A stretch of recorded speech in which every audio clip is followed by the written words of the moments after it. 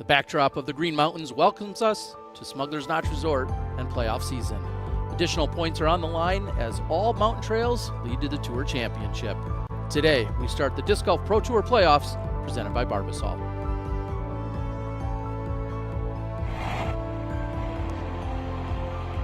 Players making their arrivals. All the stars are here, of course. Kyle Klein along with Albert Tom.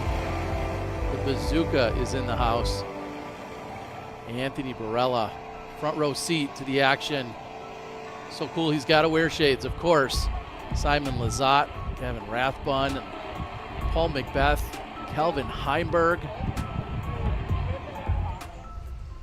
Jason Ford just coming off the course, and we're checking in with world champ Greg Barsby on the 18th and closing out his round with a birdie.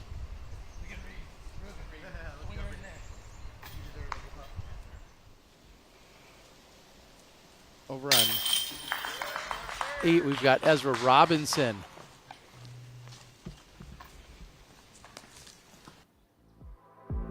Picking up the birdie there. And he is off to a hot start, a perfect start that is. 8 for 8 for Ezra Robinson.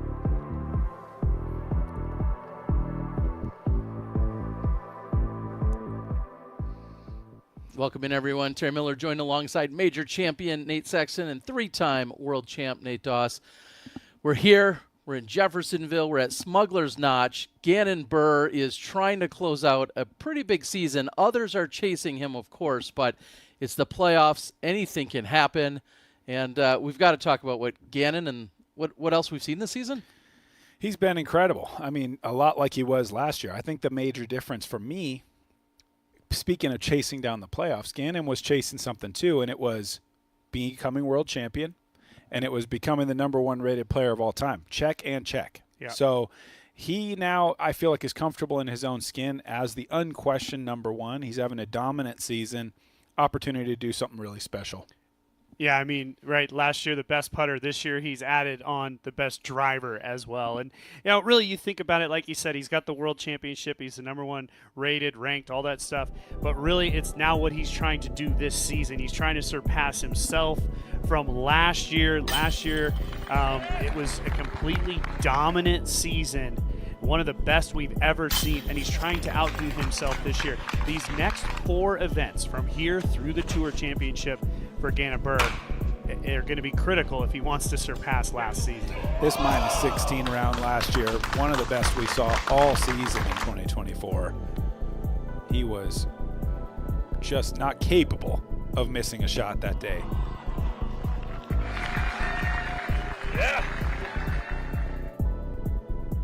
His workout plan just is hoisting trophies. He doesn't have to go to the gym. The guy just has to hoist the trophies week in and week out. And as you guys were just talking about the seasons that we've seen and looking at last year's record that he had of 9 wins, tying Paul Macbeth in that 2019 season. But this year, if he could somehow pull off the next 4 events, which is a tall task, but if anyone can do it, it seems like it would be Gannon Buhr. He'd get to that 10th win. It'd be so impressive to see. And with that, we're fortunate enough to have none other than our friend Brian Earhart. He's out there on the course. Brian, super excited to have you. I'm going to start with an easy one for you. What are we looking at for weather this afternoon out there in Jeffersonville?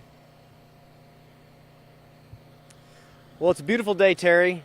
Sun is way out. I'm actually getting my retinas burned standing where I'm standing right now, but gorgeous day, especially being in the woods. They're not going to feel the same heat that I'm feeling out here in the open. It's perfect disc golf weather. No wind. These guys are going to get to attack the course like it's a blank canvas, and this is obviously one of the best courses that we get to play all year. It's many of these touring players' #1 course, and yeah, the energy is just really high out here. I don't see too many other places on tour where the players are making extracurricular plans every single day after the tournament rounds. They really love being up here. Well, Brian, we were just talking about what we've seen from Gannon last year, and then, of course, as it segues himself into this year, the question for you is there anything or anyone that can slow Gannon Buhr down? How do others come out and actually compete with him? I'm just going to be as honest as I can. I wish there was a deeper narrative I could give, but no. The answer is no. Gannon Buhr is the only person that can stop Gannon Buhr. What I'm interested in is how his mentality has started to evolve as he's gotten older. It's funny to even call him older, being only 20 years old, but we've watched his mentality and his obsession with disc golf evolve already in his short career. He used to be the guy that was all disc golf all the time, just completely obsessed. His competitors would always call him obsessed with disc golf, doesn't think about anything else. And recently, he's been talking about how now in his life, disc golf is a smaller sliver, and he's trying to make it a smaller part of his life, and he thinks it's going to be beneficial to him as he moves forward, being the #1 player on tour, managing those expectations. But right now, unbelievable talent. We've never seen a guy like Gannon Buhr, and he's continuing to push the bar each season. This finish to the year is just ridiculous. Well, thanks to Barbasol, we're officially in playoff season at this point, Brian. So I got to ask, anyone talking about where they stand, any different strategies being deployed, anything else in terms of what we're seeing as we head into the playoffs? Well, I found it really interesting. I was talking to Austin Turner at the press conference. He's 28th in the Tour Point standings, which means he's currently automatically in the Tour Championship. He has one last event here and at the MVP Open, but he says he was feeling the pressure. Making the Tour Championship in his hometown in Charlotte, North Carolina is a huge deal to him, and he felt like the pressure affected previous performances a few weeks ago for him. So not only Austin battling for those last spots, there's a lot of guys outside of that top 28 that are fighting for those 4 wild card spots going into the MVP Open. And that's frankly what I think is going to make this event extremely exciting, and the MVP Open. Not only do the guys at the top get the automatic bid, but now you can have the weekend of your life after fighting all year and make it into the Tour Championship at Hornets Nest. So a lot of chatter about what these guys are playing for this week, even though they're not in that top 28. Well, big money on the line this weekend and at the championship. Brian, head on out to the course. We'll be looking forward to talking to you when you're out there. Thank you so much. Thanks, guys. And, of course, we're going to catch up with Ezra, who's on hole number 9. Perfect through 8. Heads to the par 3. And that's going to put an end to that. He may keep par free, potentially. This is a really challenging second shot. A lot of slope by the pin here. He got lucky to fight forward that Yeah, much. He did. Could have been much worse from the drive we saw. Nicholas Antala takes to the tee of 1 when we return.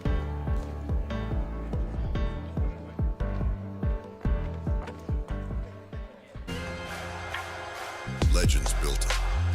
The next generation is elevating it. The most dominant team in disc golf history just got deeper. World champions, record breakers, the future of the game, united under one banner. This isn't just competition, it's a legacy in motion. This is the next chapter. Discraft, built for flight.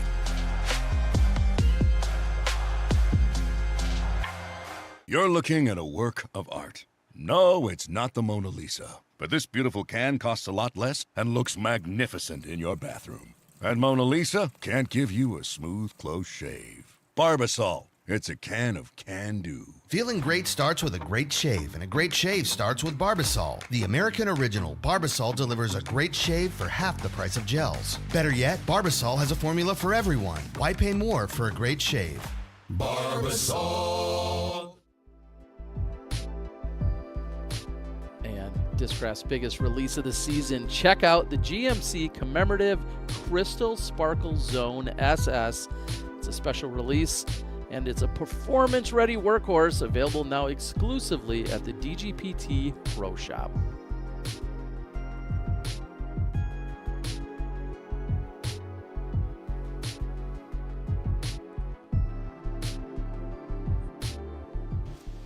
Ezra's looking to get into the zone, and, well, it's going to be par.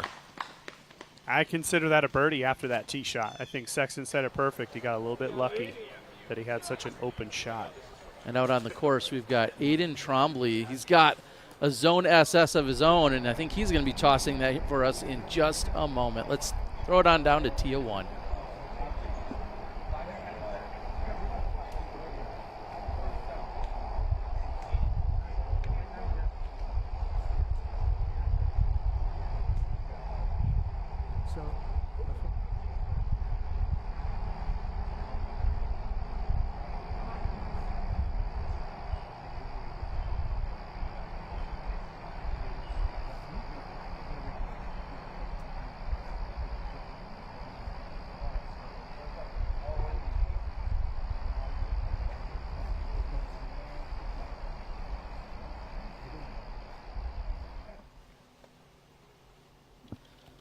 While they're getting ready, we're going to check in with Ezra Robinson on the tee of 10.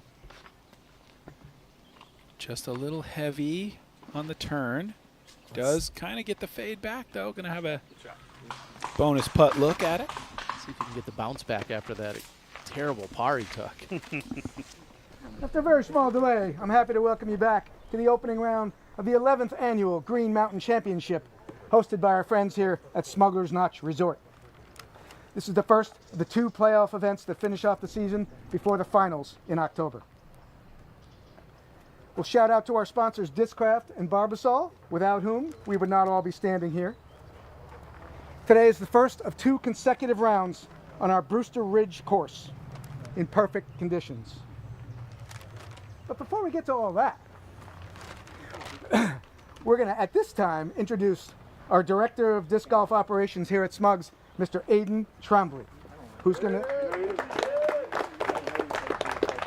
He will now proceed to crush the ceremonial first throw of the 2025 Green Mountain Championship. Let's give him a big hand.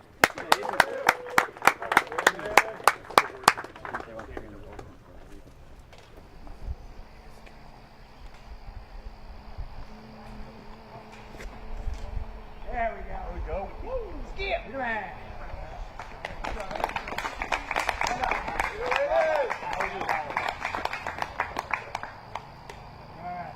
Without any further ado, a welcome into the box from Scottsdale, Arizona, a 2-time world champion and a 5-time GMC champion.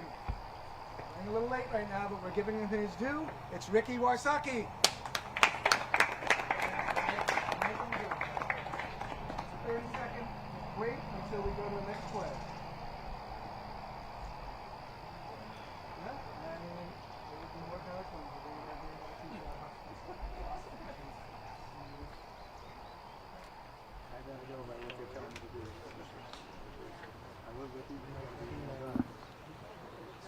And it sounds as if we are possibly waiting on Ricky Wysocki. All right, stepping into the box next. He is from Huntington Beach, California. I think it's just He is a 6-time world champion of disc Guessing golf Rick and a was maybe 2-time caught up with Green some of Mountain the champion. Let's make some noise for traffic Paul over. McFadden.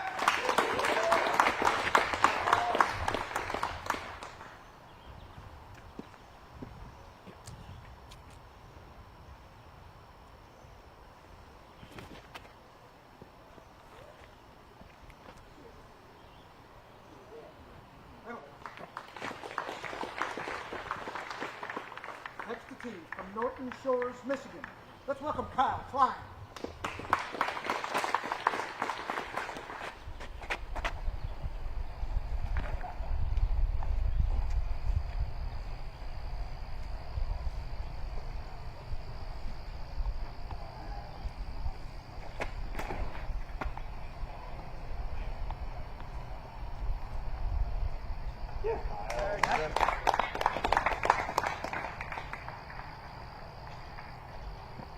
And from Kuopio, Finland, let's give a big hand for Niklas. Walking up Artila. late is Ricky Wysocki.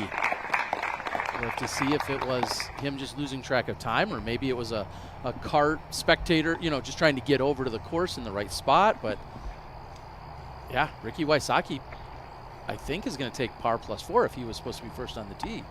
I mean, you cannot cut it that close. Ricky took the 2-stroke penalty at the World Championships for being late and missing that 5-minute cutoff. Obviously, I don't know the situation. Anything could happen, but Good luck on the course, gentlemen. I cannot believe that he has missed his opportunity to tee here. We'll take a 7 on the first hole, but we've got Brian Earhart along with team manager of Discraft, Bob Giulio. Let's see if we can learn more. Take it away, Brian. Bob, we're walking up to fairway 1. This is such a special tournament. I'll stop you here since it's such a short first hole. Talk about the relationship between Discraft and the GMC and why it's such a special relationship. Yeah, we've been coming to GMC since 2016, and Nate Doss actually introduced us to Jeff Spring. They were really good friends, and anytime Nate recommends somebody, they're a good person. So kind of hit it off with Jeff and saw his vision of what he was trying to do. Didn't know that he was going to become, the Pro Tour leader at some point, but we knew he was a good guy and wanted to work with him, and it's just a great time to be up here. It's like a vacation. Well, it's like a vacation, but are you going to have to put Ricky Wysocki in timeout? He came late to his tee time. What are you going to say to him? I'm not sure what happened there yet, but I mean, it's Ricky Wysocki. He'll make up for it. I know that. He'll put the work in to make up for that. I think it was just a little mistake there. I don't know what was going on, but heard he was in the practice field before right then, so it kind of sucks, but we'll get over it. Well, hopefully that practice pays off. We'll see maybe 16 under par, 15 under par. We'll see. Back to you guys in the booth. I can see him doing it. Well, he's going to have to do some serious work. As I said, he should be starting out when you miss a hole. You're given par +4. Antala low from shallow circle 2. I'm just a little bit beside myself. I mean, you would think that missing your time so recently at the Worlds would kind of have you on high alert. I just, as much as I like Rick, I'm not giving him a pass on this one. That is it's not just a bogey. It's a 4X bogey right now.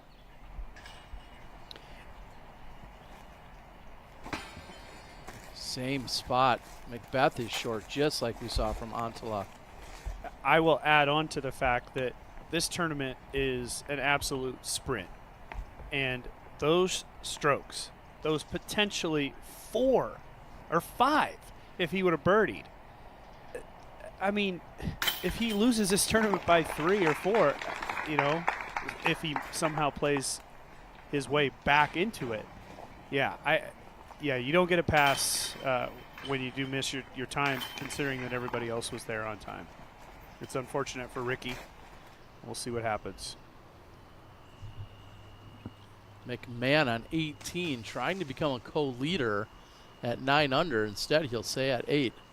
That's a really good round by McMahon.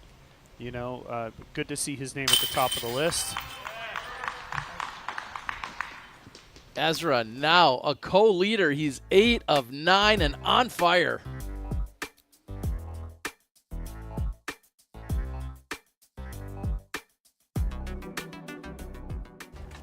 Almost. Kind of getting better. You'll get it. You'll get it. Dang, she over your par.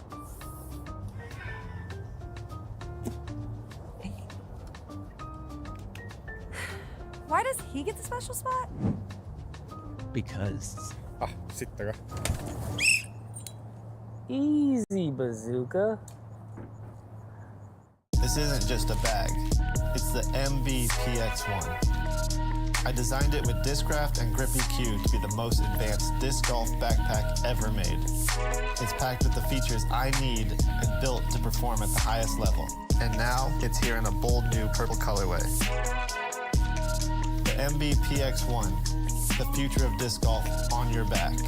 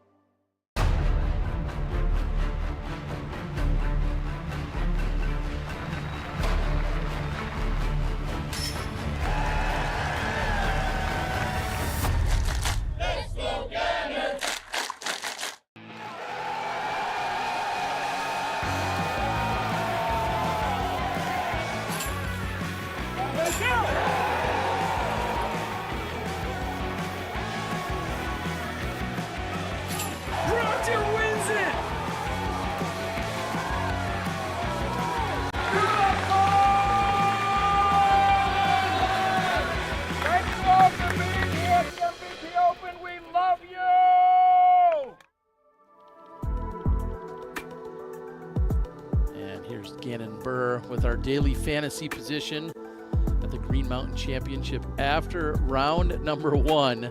Some pretty high expectations here for Gannon. Have him at 1.5. You can go out and select whether you think he can finish better or worse at the conclusion of today. nxtbets.com/playdgpt to get in on the action. So either he's leading or he's not today. That's what they're telling us.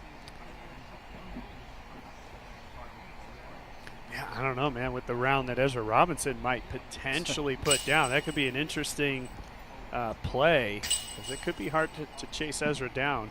9 down through 10 holes. You know, we saw Barsby earlier, so I wanted to mention Barsby. He is in the tie at 9 under with Ezra. Now, Greg has not had a great season, but he did just recently win, and now pops off a good one here. That's a pretty good start for Barsby. Nice time to be rounded into form. We say it every year about somebody kind of turning it around in time for the playoffs, and so much more exciting, as Brian was saying, with the rule change, allowing that next 4 guys next week at MVP into the finals. Yeah, and honestly, with Barsby, that's such a good point. He's way out. Yeah, no, Like, this is his only. he would that's his need only the way wild in. card. Yes. And there's Waisaki's first throw of the round here on hole number 2, which is something you don't say very often. And let's take a look at hole number 2.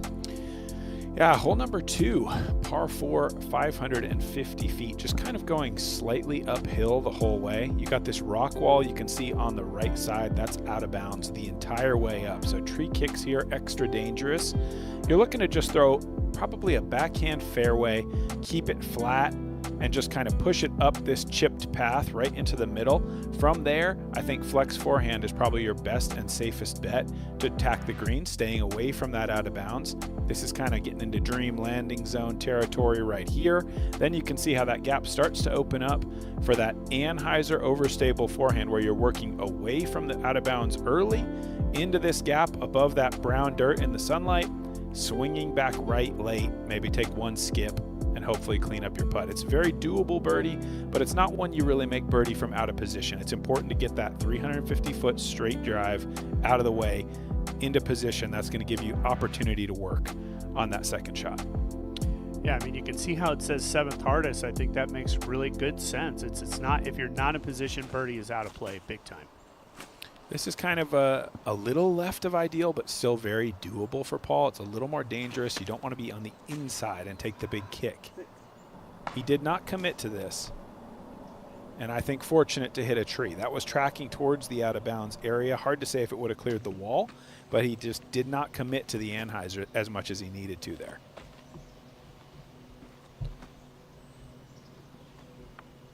Robinson, tee of 11.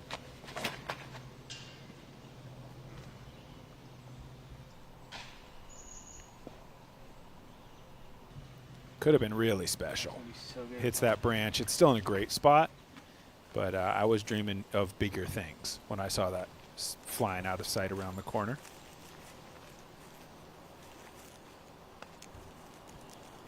This drive is like a little bit better than you'd even dare to dream of, because you wouldn't try to put it over here to the right next to the OB, but now that Nicolas did put it there, you see how simple that shot was. Did not need to play the angle switch, did not need to play the flex.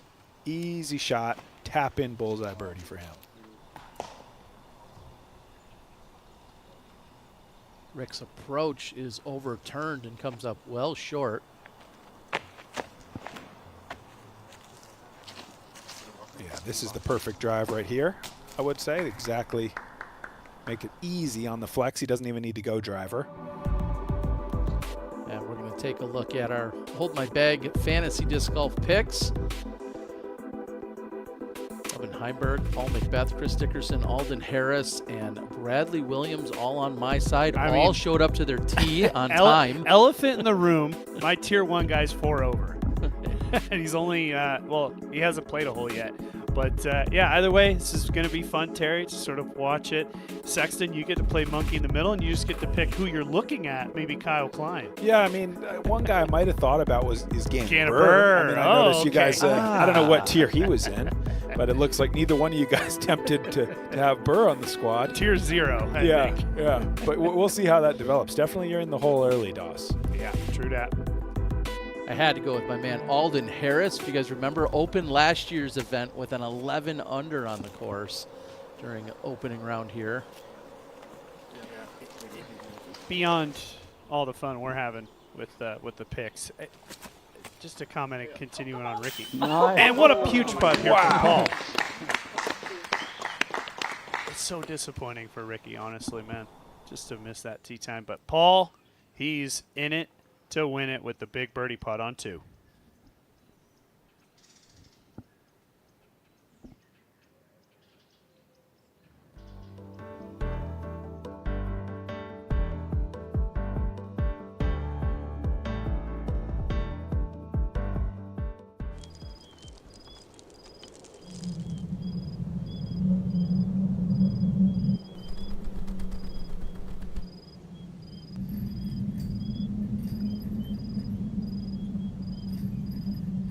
This season, Team Discraft is making a statement, and the message is loud and clear.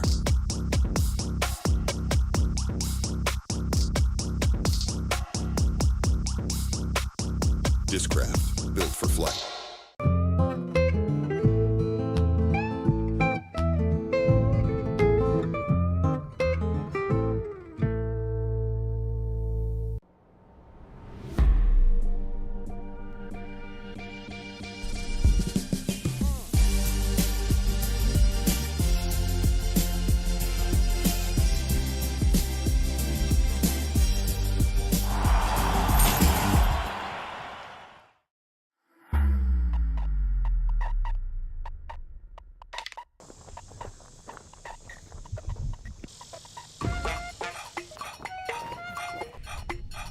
Don't drown till I catch this wave.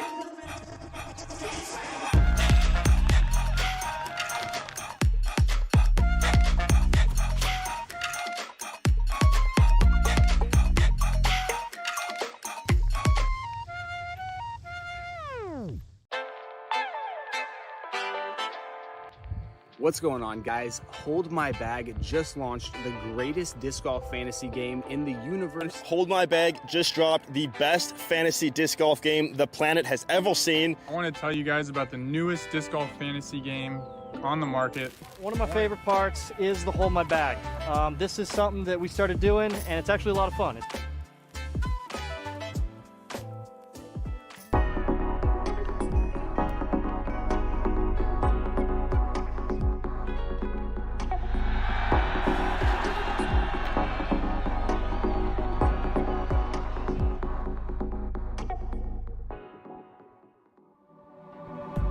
The Green Mountain Championship is presented by Discraft, world leader in disc sports. Smuggler's Notch Resort, America's family resort. Martell's at the Red Fox, well-crafted food, locally brewed Vermont beer, and live music. Fiddlehead Brewing Company is the official craft beer of the Disc Golf Pro Tour playoffs, brewing approachable, multi-dimensional beers.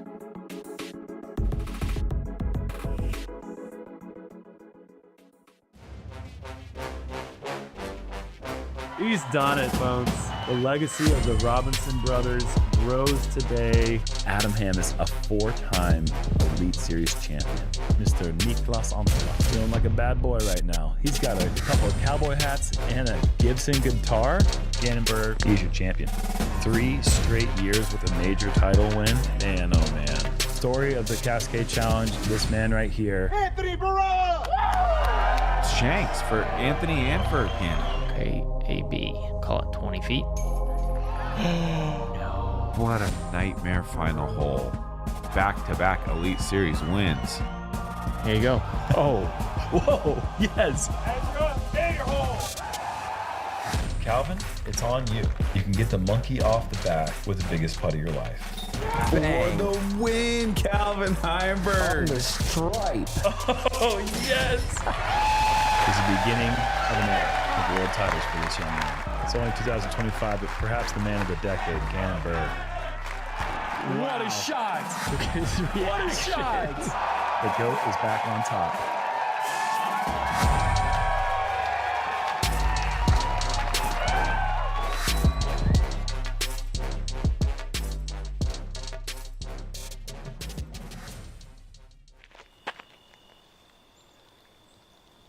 Kyle Klein off to a good start, getting holes 1 and 2. Here he is on the blind tee shot of 3. And he's going to like that. That'll be just inside the circle. Yeah, not just scoring perfect, but the game plan perfect. I mean, has just made those first 3 holes now look so simple. getting to the exact right spot. Ooh, a nice little forward kick keeps him in the game.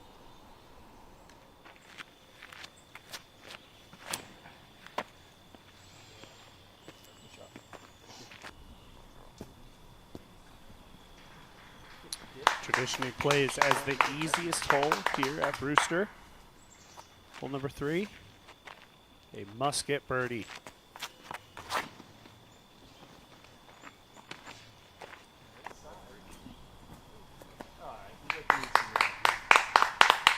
Saki will be relatively close to Klein's. The last one was Ricky. All right, welcome everybody to the opening round of the 11th Green Mountain Championship, hosted by our friends here at Smuggler's Notch, Vermont. It's the first of our 2 playoff events to cap off the 2025 season, leading into the DGPT finals in October. We'll shout out to our sponsors, Discraft and Barbasol, without whom none of us would be standing here. We are contesting today the first of 2 consecutive rounds on the Brewster Ridge course in ideal conditions. This is our 230 starting card, the lead card, or the feature card. First on the tee, from Urbandale, Iowa. Might take a minute.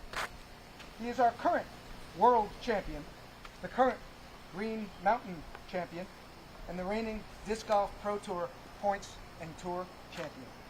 Let's give it up for Gannon Burr.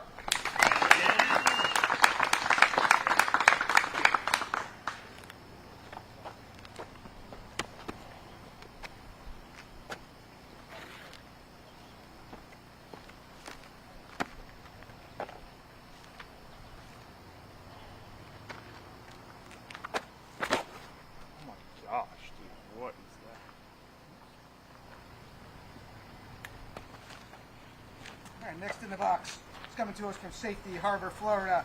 Let's give it up for Calvin Heinberg.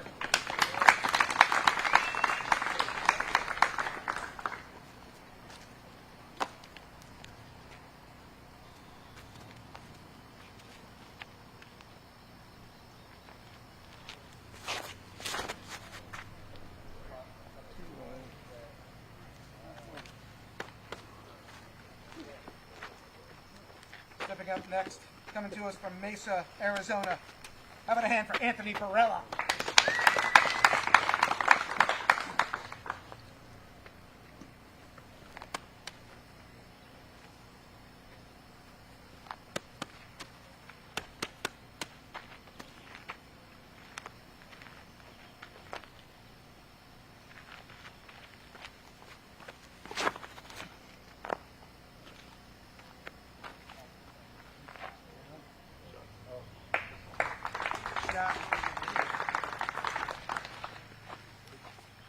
Stepping into the box from Lawrenceville, Georgia.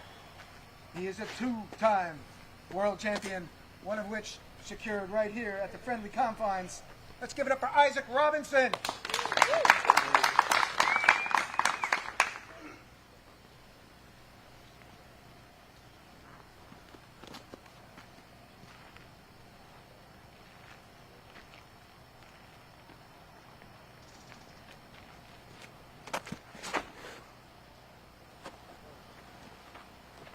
Good luck on the course today, gentlemen. Thank you.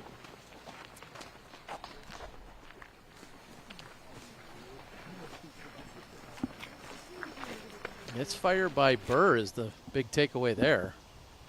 Klein starts 3 for 3.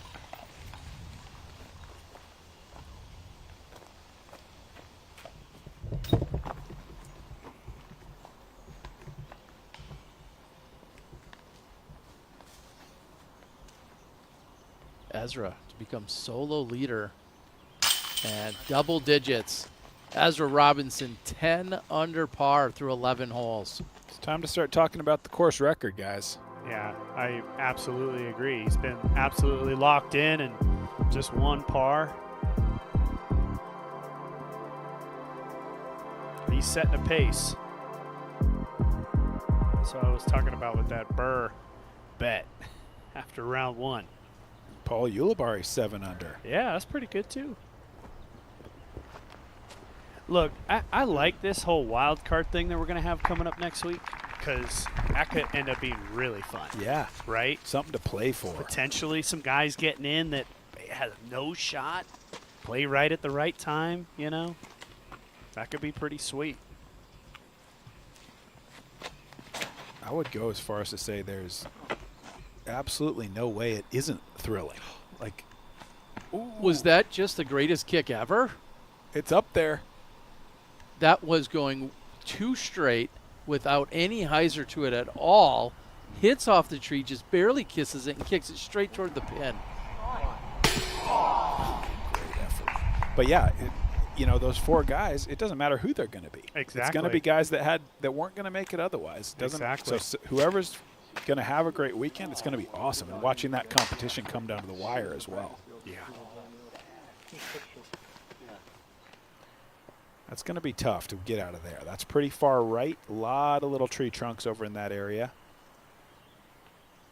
Isaac took the kick off the fairway tree to get here.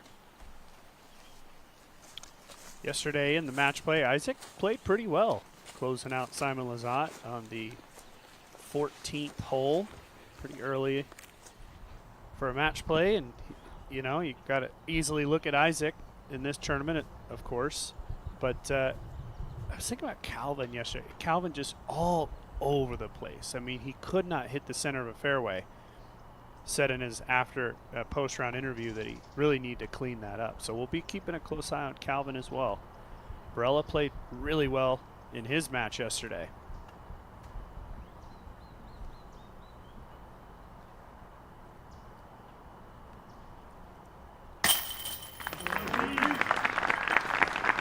Good strike there for Anthony Barella. Birdie on hole 1.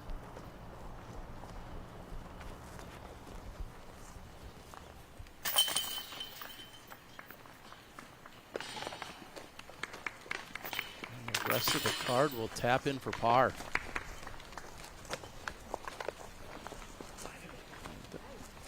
Thanks to Disc Golf Deals, we're going to have a little form breakdown here. And Sexton, what are we seeing? Well, it wasn't his best throw. This is Gannon going with the forehand mid-range.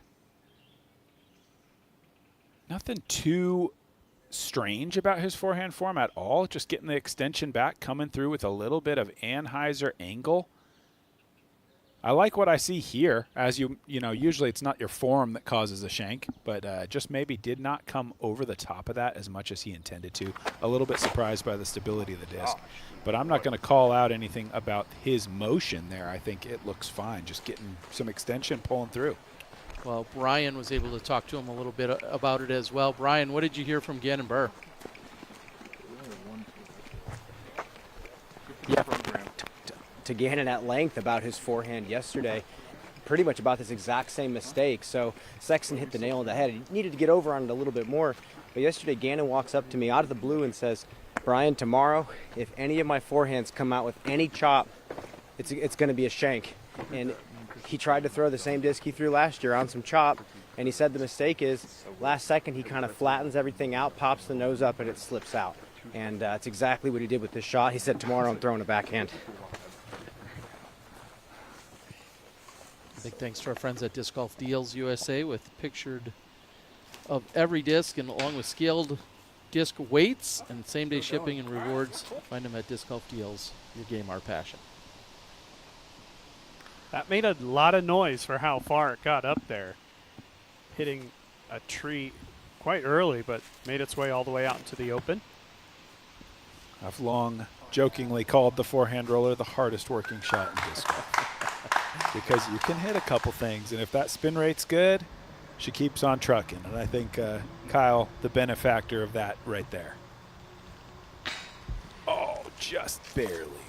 It's also one of those special shots where you talking to your buddies after the round, you go, "Dude, I threw 5 forehand rollers." Yeah. Like, whoa. Usually you're not bragging about it, right? That doesn't. And I shot great. Yeah, it's not a brag. It's more of like, yeah, I shot at 8 over, 5 forehand rollers.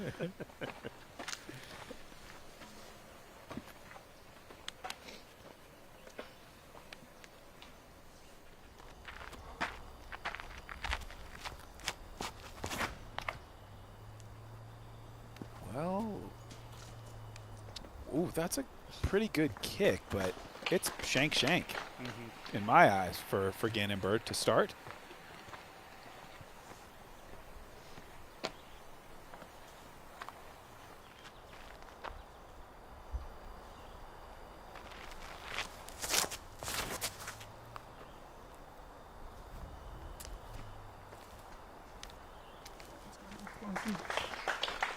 I don't know how much angle he's going to have from there. That's pretty left. Yeah, and kind of the thing is the more you get up the fairway, but you're left, the worse that angle becomes. If you're going to be left, you actually want to be just a little bit short so you can try to create the angle.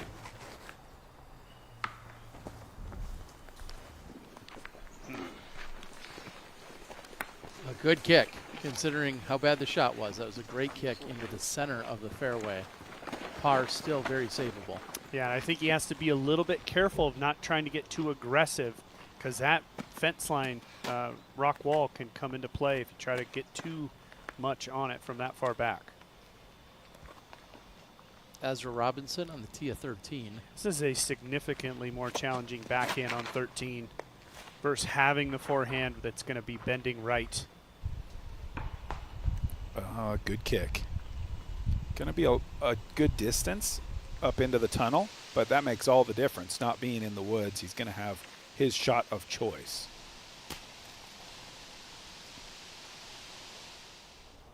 So that was Klein's third, meaning a par is in store.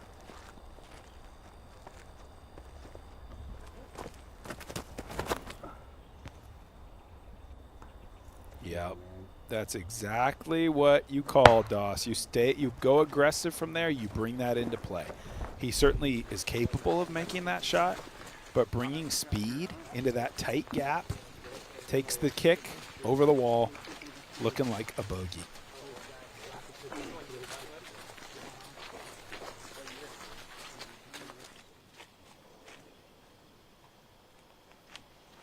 Number 5, another one of the easiest holes on this course. 305, straight down. Looks a lot like this when you do it well. A nice easy forehand with a little fade. Again, does have out of bounds on the left side, but if you hit the fairway, you don't have to worry about that. I think it truly is, Brewster is one of the best courses for variety.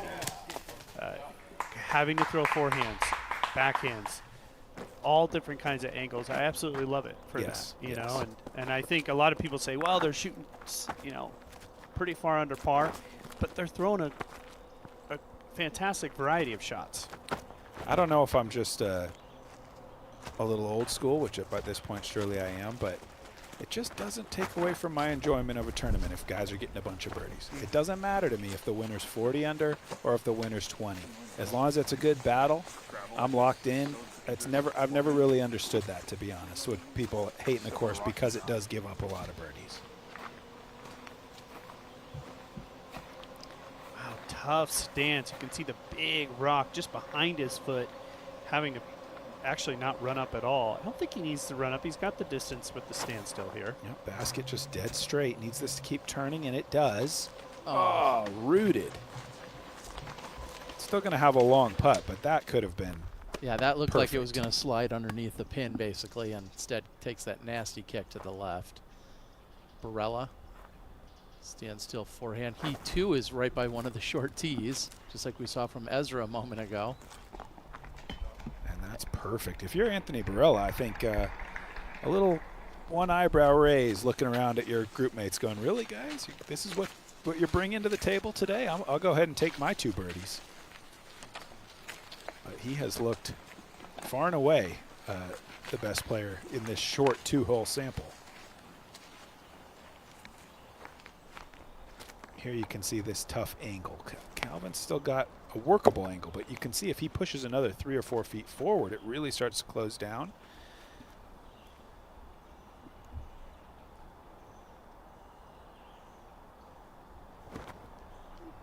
Not enough, and that is a shank. Kicks directly out of bounds. It's literally the one thing you cannot do. you have to go high with that. Yes. Put a lot of angle on it, and if anything, just miss 40, 50 left. It's the same mistake we saw from Macbeth, but he got the lucky tree stop and then hit the huge 70-footer to get out of there with birdie. But it was a very similar throw to what we just saw from Calvin. Undercommitted. You're flipping a coin at that point. Are you kicking OB or are you stopping short?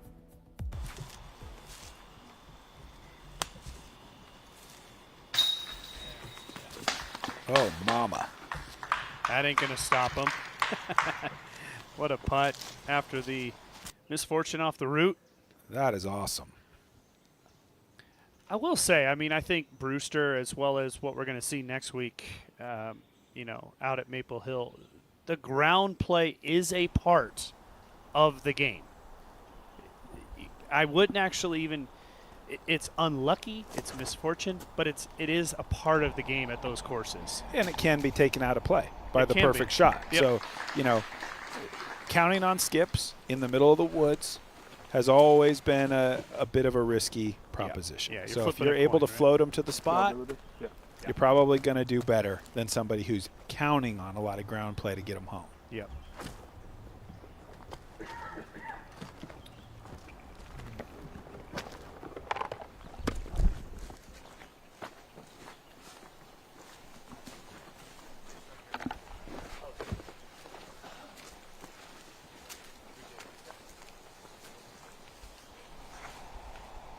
Burr's got this very lengthy birdie look.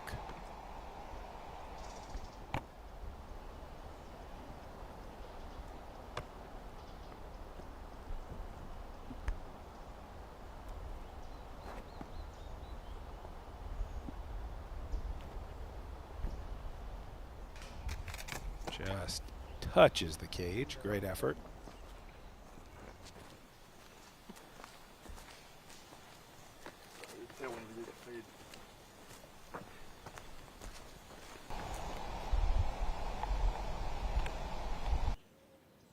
As you called it, a close shave replay there by our friends at Barbasol. Thank you for supporting our Disc Golf Pro Tour playoff season here in 2025. As I say, Barbasol, put it on your face.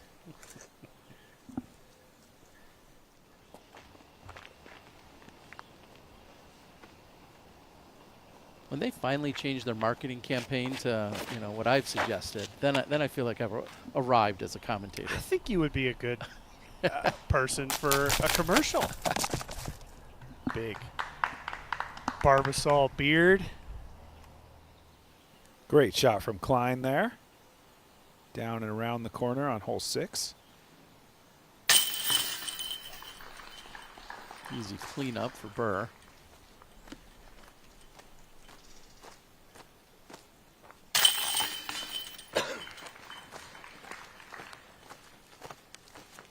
Heimberg taps in for the bogey, and Barella will be in for the birdie. So the struggles taking place there on hole number 2.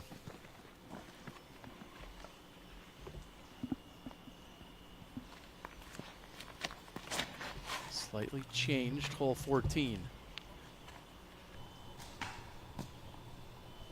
And that's just outside of the circle. Good look for Ezra.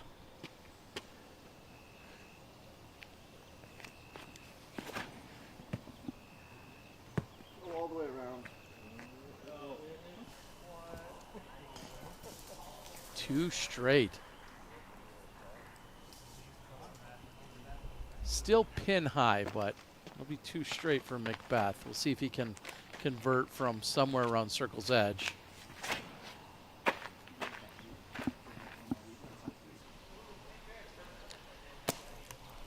Antila goes with a much more overstable disc out there near edge of the circle.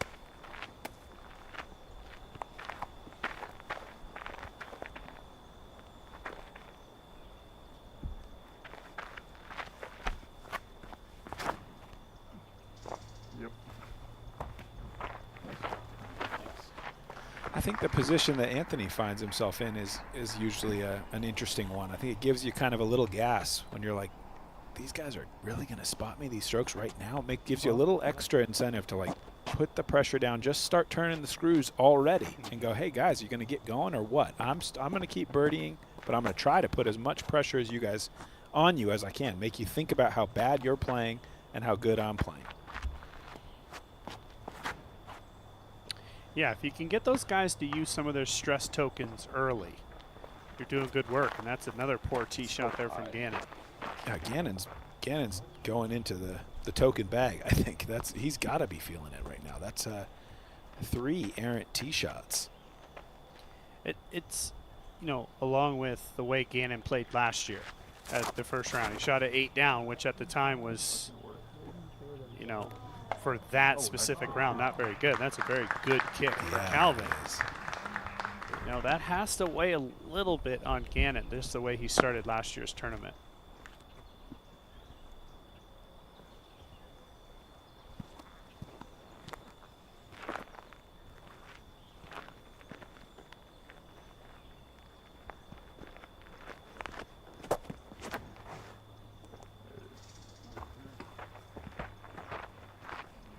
And that's the exact shot that you need to throw, that you don't bring any of those trees into play. He put it perfectly down the center of that gap, and it ends with a great result. Okay, so Ezra's just inside the circle. And this is to get to 12 under. Yes, he does. Fantastic.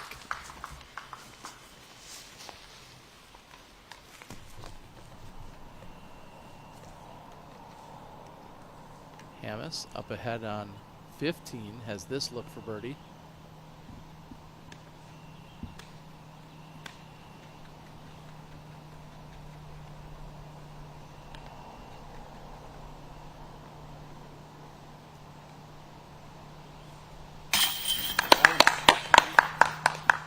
And Hamas soon trying to get to double digits. That gets him to 9 with 3 left to play. Yeah, you could see how the early part of his round, man, he was killing it. Got a little cold there, but nice birdie on 15. Here's Yuli sitting at 7 under. Let's see, any ground player that come closer to the pin, but Yuli trying to get to 8 possibly. Yeah, good opening round. A little bit too low there. He's playing alongside Cole Radallen, who is playing really good today as well. Bogey-free 8 down. See if he can't finish with a birdie.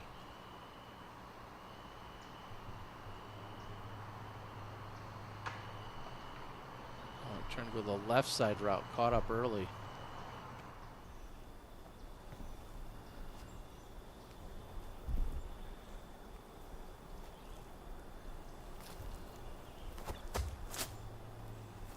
I mean, just to be so far back on this hole that you're not really even giving it a legitimate putting attempt is disappointing in itself. Oh, yeah. All right, Ezra here on a par 3, 15th. That rock wall, this hole does play as an island. He is safely inbounds, but way back, and will be scrambling for par. Yeah. Maybe the most treacherous hole remaining on the course. Anthony does not convert. But he is fortunate that he kicked right there. Still going to have a chance to save that par. Stress tokens for AB? A little bit I don't know. A little bit of an annoyance for sure. Yeah. I mean, I had counted that one already. I'm sure he did as well.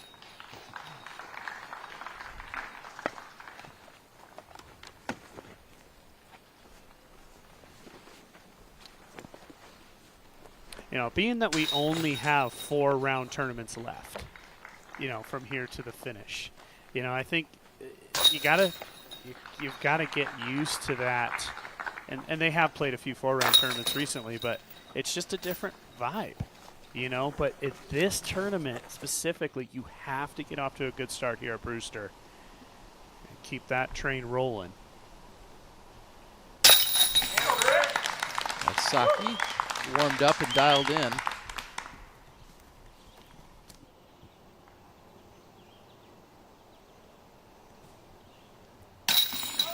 Macbeth with a solid putt of his own. Putter looking good so far from Macbeth. Do you think Macbeth likes the Dodgers? He's got the hat, the shirt, the shorts to match.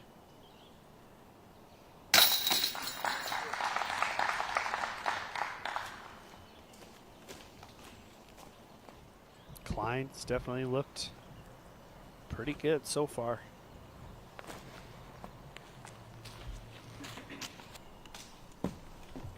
The only difference this year on this hole is that the basket is not elevated. Last year it was up on an elevated basket.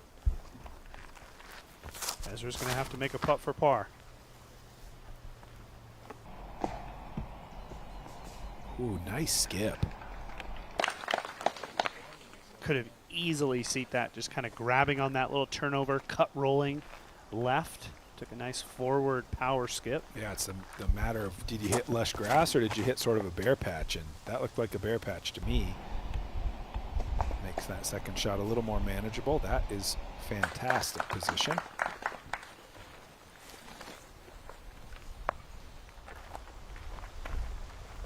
This hole is so well framed up. You have the big pine tree in the middle that's lit up by the sun right now. You can just try to bend around that, pushing forward.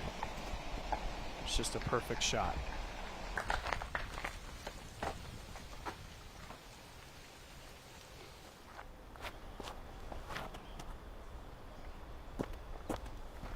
Is this the longest run without a birdie of the season, or? It will be if he misses this one, I bet. It's got to be an incredibly short number of holes the way he's played, and he's going full send here. Going to pay a bit of a price potentially.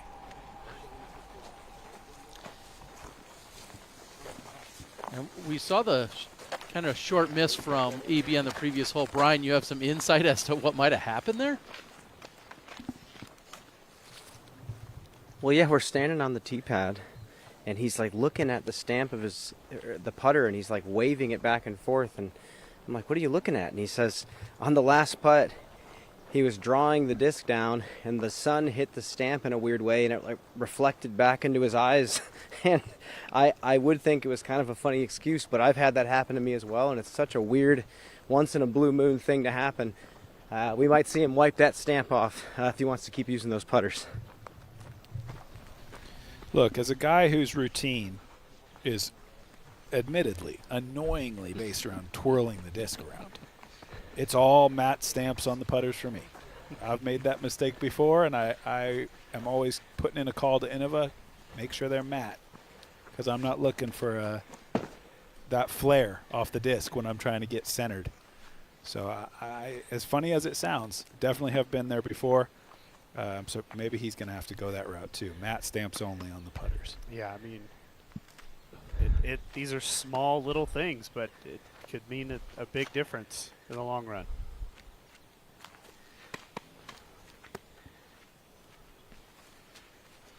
Very manageable shot here for AB. Just got to kind of put it on an angle. It plays all uphill. Kind of just want to throw it with a little turn. Let it try to fight back, going back up the hill. Lovely shot.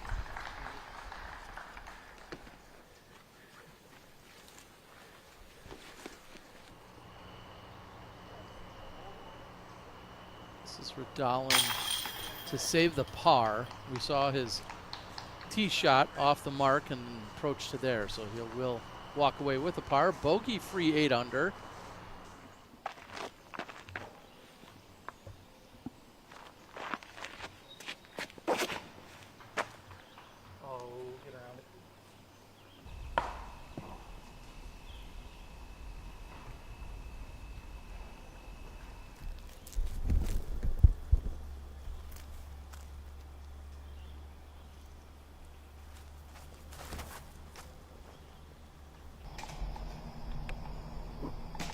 Using all the room he had there, brushed a few leaves down that right side.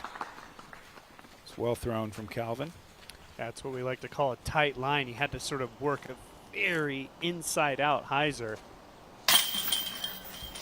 And that's a nice par save after the early tree hit. And it's one of those things, in years past, you'd like to be looking at this final 3 holes, birdie, birdie, birdie, but With the change on 16, the change on 17, that's not so easy anymore. Disappointing second from Isaac there. Gonna see how much in the woods he is. I think he's gonna be okay, but Gannon so far up the fairway that he still kind of has a chance here potentially. It's high risk again though, because you're gonna have to bring some speed, and you can see that gap is doorway sized. So a kick to the right here, catastrophic. If he can hit it clean and he puts some pace behind it, I think still some chance to reach circle 2.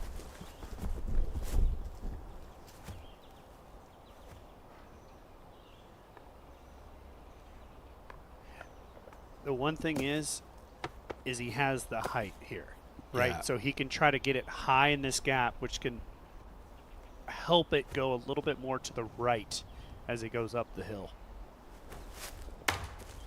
Like Yeah, there's the kick to the left, and it's a pretty big one. I'm not honestly surprised to see him miss that shot. That is an extremely high degree of difficulty to be standing back to the basket, trying to hit that gap. The gap is pretty far away from him, too, so the break point is a little bit unnaturally distant from the thrower. Really tough shot. And Yuli now with his second on the 18th. Come on, give us a little highlight, Yuli. Oh, I thought for a second. It's a really good day, though. It is a good day. 7 under. Okay, so he didn't kick quite as deep into the left side woods as I feared. But let's see how his commitment is here. This is that same overstable mid, potentially, that he went with on hole 1.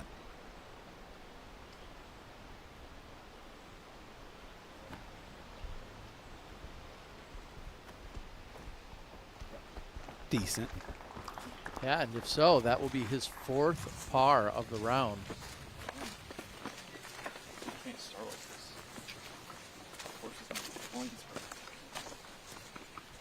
What Ricky Wysocki wouldn't have a start like Gannon's right now.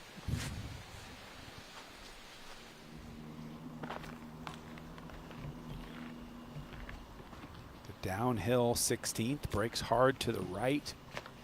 Just slightly lengthened this year.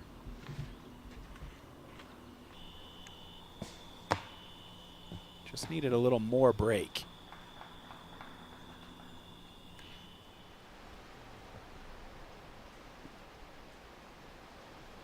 Not that deep as you were asking earlier, Sexton, but still going to have to step out here.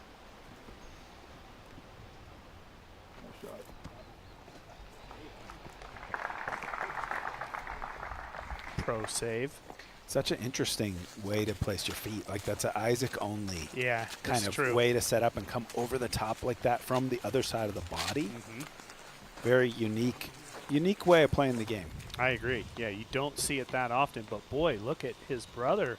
Ezra gets a look. Oh. Some quick research tells me that our hot round from last year was an 11 at the event. I'm not exactly sure. I mean, the course has been changed, so talking about a course record is kind of a hard thing to do because there are some significant changes to the course.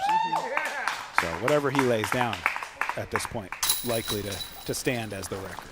Yeah, I would even think, though, even with the changes, the record's the record here at Brewster. Sure. Because it's not that much different. I mean, 17 is 160 feet longer, but yeah. If you go back far enough, it starts to get a little too easy.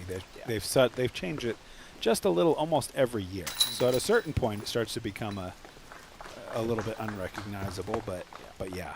Yeah, last year Alden Harris opened the tournament with an 11 under. That was the hot round, and it was only matched later as Ezra jams that one home. It was matched then by Ricky Wysocki.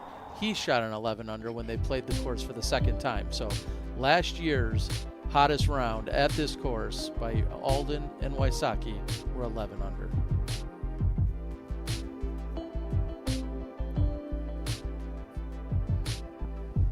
I was just mentioning it, but Ezra is about to go to 17, which is 160 feet longer on the tee shot this year. They've moved the tee back. Second shot for Macbeth on 7. What a great tee shot. Just perfect position. Yeah, making it easy on yourself with that drive.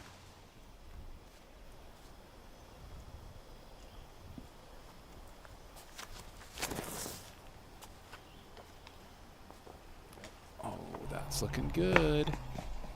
Fantastic. It's the tough thing with the driver is controlling the skip on the backside, and he did it with that Anheuser, taking it up there towards the out of bounds, just catching a little foliage. That's well thrown.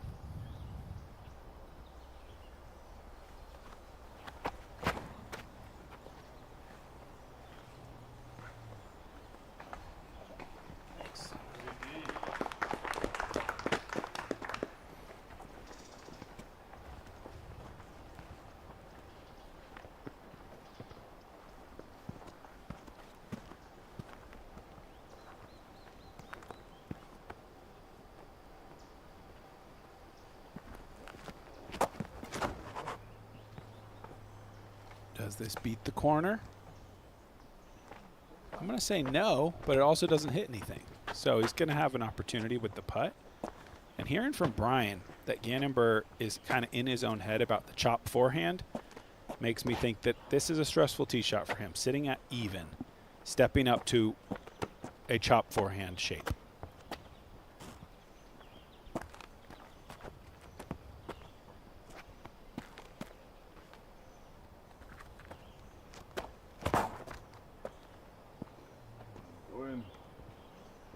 This will be screaming a little bit, but it does slow down nicely.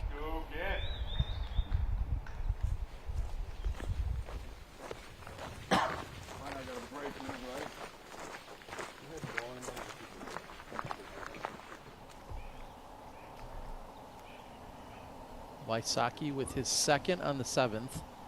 Yeah, Ricky was way down in the corner of the fairway. Really nice job. That'll be 3 in a row. Going to bring him back to even after the just inexplicable missed tee time on hole 1. Taking the 4 over par score there and now fighting his way back.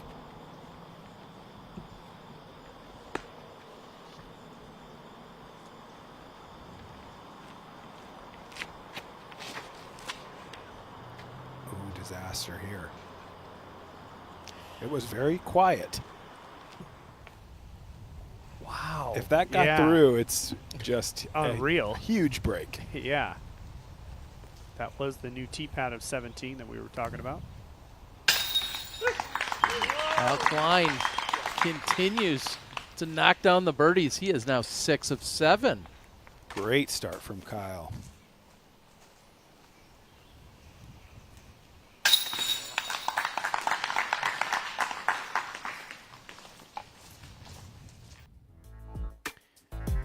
To be fair to Ricky, he had experience at the World Championship in this similar situation.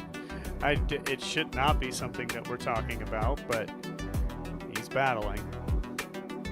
Incredible to just not, come out and be flailing or get any more frustrated, considering the circumstance. He certainly knows better that obviously he should have been there and such, but putting together, I mean, Rick could still get to 8 or 9 under and very much still be in this conversation. He's back to even. I mean, if he does that, it'll be the most remarkable round in a long time, I think, with an early penalty. It reminds me of a story back in 2006. Oh, I know yeah. we're going to the way back machine here. Semifinals? Johnny McRae in the semifinals of the World Championship on the lead card missed the first 2 holes. Mm-hmm. He would have missed more, but we had a weather delay. After the weather delay, he came out and I believe shot like a 10 for the final 16 holes in the rain to shoot a 2 under. It was unreal. Yeah. Big shout out to Johnny McRae.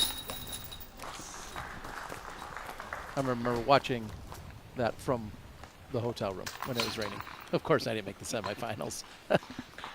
We all need a break, including everyone else on the network. Everyone will be right back.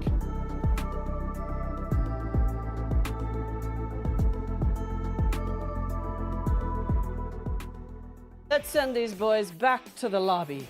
Get on. Oh, Grandma's got a hot kettle for that teabag. How did you get so much energy from a candy? One Shot is no ordinary candy. It only has 4 grams of sugar, and the nootropics help prevent jitters and crash. Grandma, do you think I could try one of those One Shot energy chews? Oh, sure, honey. But if you come for the queen, you better come correct, Sprout. I'm the OG. Got it? Got it. Level up your energy with One Shot. Grab yours at oneshotenergy.com today. Hello, we're Kenna. We're a Dutch growing company. We love plants and we want to tell you some cool things about them. Just like humans, plants can communicate. They can sense when another plant is close. Plants look out for each other too. They warn neighbors about nearby threats by secreting substances. And studies have shown that plants love a good tune. We love and understand plants. Let our passion excite you too. Does it concern you how much Infinite Discs uses your likeness in their marketing? No, not at all. First off, the Alpaca is an amazing putter. Right. And Alpacas don't miss. Shout out my guy Proctor. And Infinite Discs is a great company. They have like 100,000 discs in stock, so their selection and prices are incredible. Sure. So I'm not concerned about being associated with them. I'll tell you what does concern me though. What? The rise of AI. Oh yeah, that's scary stuff. AI is everywhere right now, so it's like so hard to tell it was real. I was not.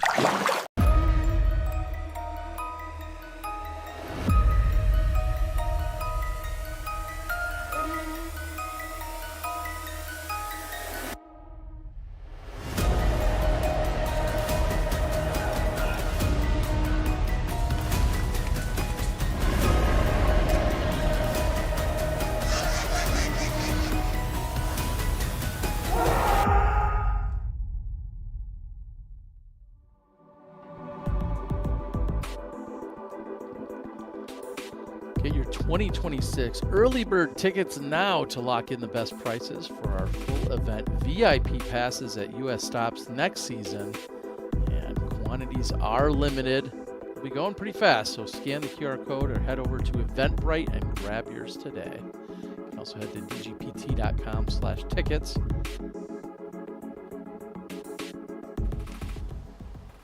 VIP action. Got a front row seat right now. Kevin Heimberg, T of 6.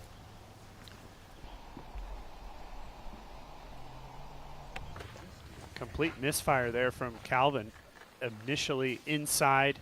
This shot, you really just want to kind of put it up pretty high and just let it float down that hill. Everything is drawing left here on 6. One of the easiest holes. Oh, and a nice little root stop there. Beautiful shot from Anthony. Just taking a putter, slight hyzer, hit the gap and just let gravity work. Exactly. That's why I was so surprised with Calvin, just so low and inside left. There's almost no hyzer on this one, just nice and flat. A little long, or it was gonna be a little long until it hit those trees. You can't just throw something pure stable here. It has to just have a little bit of stand up. This can bring that left side OB into play. Very close to it. That is going to be close. So this is the result of that Hamas drive we saw earlier. He clearly missed it inside, but I would say got pretty fortunate. He's way up here. And he's pin high with the old tee. Right? There's the old he's tee not pad. as far up as I thought. Right. I think that's not the men's tee. Oh, is that a shorter tee? I think it is okay. from previous years. But yes, you're absolutely right. He wasn't as far up as I thought he was. Still getting used to this new tee location. Yeah. Oh, that's a big shot there from Kyle. Way up the fairway. Wow. Hole 8, the only par 5. The Brewster.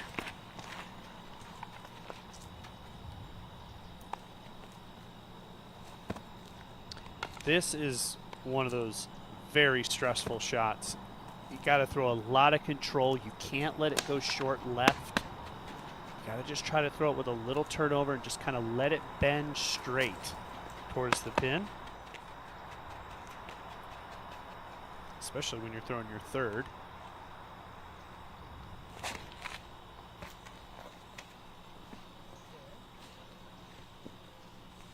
Gonna be tough. Probably putting from a knee in that area. Isaac from way back. And he was in bounds. You can see the OB there just left. He was about 25 feet short of the out of bounds. That is a stolen birdie. Way out of position, but a great putt. It is just a scary era to be a basket in 2025, you know? Used to be able to relax every once in a while. Not anymore. Not my baskets out back. They're pretty relaxed. Look at these. They're coming for you. You're just sitting out there minding your own business. You can't even hardly see anybody, and discs are just coming in pummeling you. Yeah. Incredible. Gotta shout out the baskets every once in a while. It's not an easy job. Yeah, I'm just thinking, too, we had that big Macbeth putt. Wysocki made the putt here. On this hole. Yeah, I mean, right on this already got basket. 2 monsters that we've seen today. Yeah.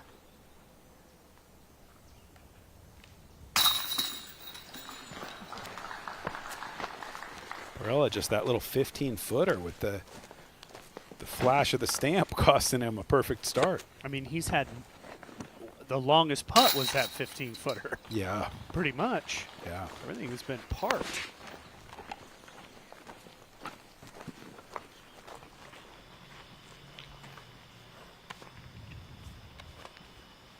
Ezra Robinson on the tee of 17.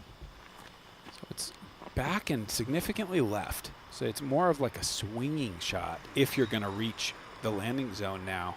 The old tee pad you can see by those water coolers. I like what I see here. He threw a great shot in the match play yesterday. I think that's going to be pretty good. He was in that left side pocket here in the landing zone, but did get up and down for a birdie yesterday. Oh, Adam, pretty fortunate. This is actually looking a bit cleared out. Stays up on the hill, does not have to go to the knee. But does he have to putt through this small little gap? Yeah, between the trees. Looks like it, and he hits it. Good save. Yeah. So we are getting reports, right? 13 down is the course record out here, regardless of any changes. And I believe we'll say 13 since Worlds. Yeah, that's when it was set. I believe it was Lori Lettinen. When we added those new holes. Yeah, 8 really and was 9. 8, and it was 8 and 9. Yes, that were much more difficult than the holes they replaced. Yep. That was the World Championship, I believe, in 23. 23, yeah.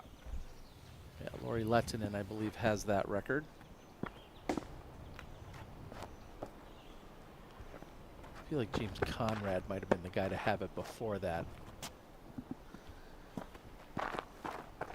Gannon Burr now 2 under, tee of 7.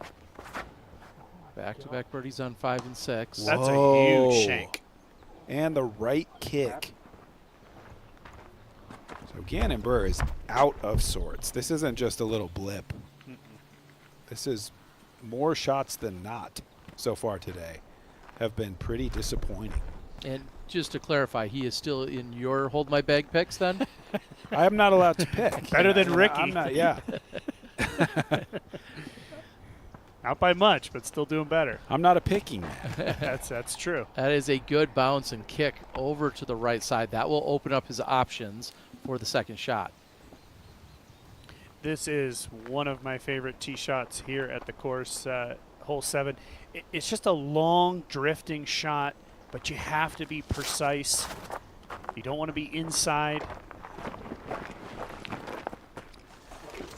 That's going to leave him almost nothing.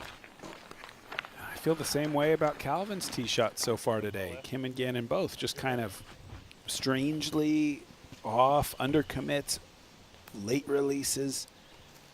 Both of them need to kind of right the ship. Self-admitted yesterday by Calvin Heimberg. He needed to clean things up. He sprayed shots all over the place during his match.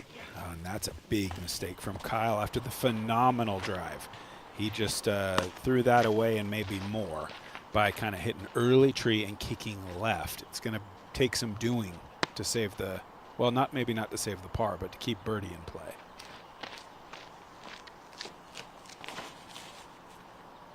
Hurry, hurry, inside. That's a putt. Makeable at that. You'll have a tree or two to deal with. Probably same congestion as the previous putt on the 17th. Klein, forehand out. Yeah, he's going to have to work for the par now. Yeah, certainly brings bogey into play. Oh, until just now. No. I stepped on his log.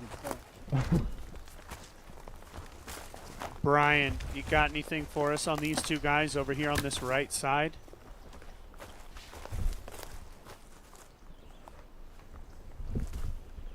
Brian actually is going to hustle off to catch up with Ezra here in just a moment. We're seeing Barella.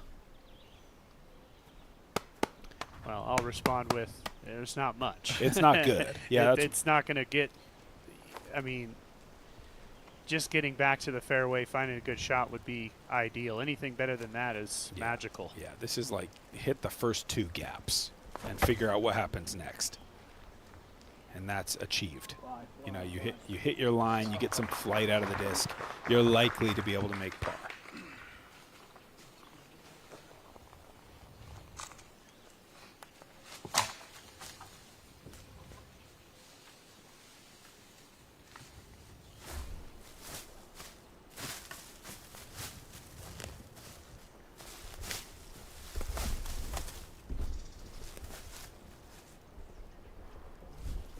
I think it could be said this could be much worse with that kick that we saw, how far right it looked to go.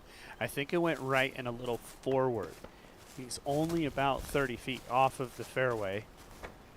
But this is so reminiscent of his position on hole 4. Correct. It's like this could be phenomenal, but he looks like he's going for a big swing, and that could bring in these very early trees. It's that one. Oh, my God. Nice gap hit to start. Not able to really work it all the way up there into birdie position.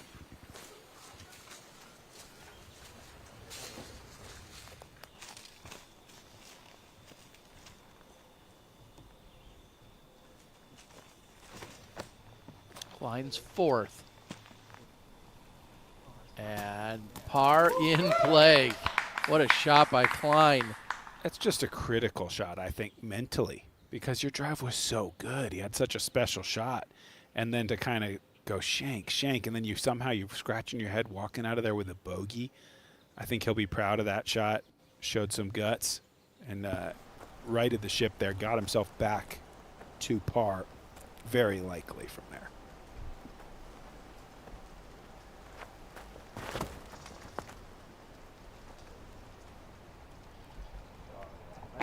Very well done. Very well done, Calvin. I mean, he had to hit a couple of gaps there, giving himself a chance to make birdie.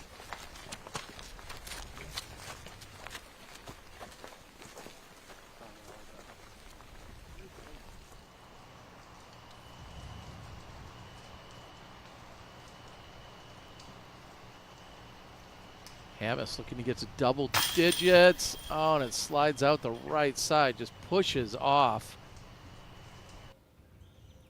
Just right of center and not enough for it to come in.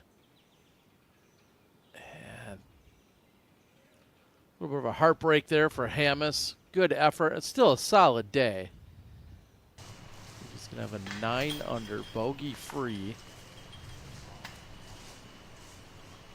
He was thinking better, though, once he got to the halfway point of the round with the way he started. Slowed down a little in the back.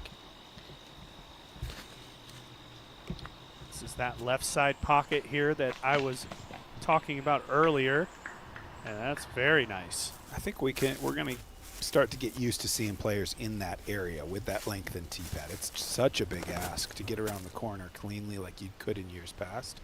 I think that'll be a collection zone this year.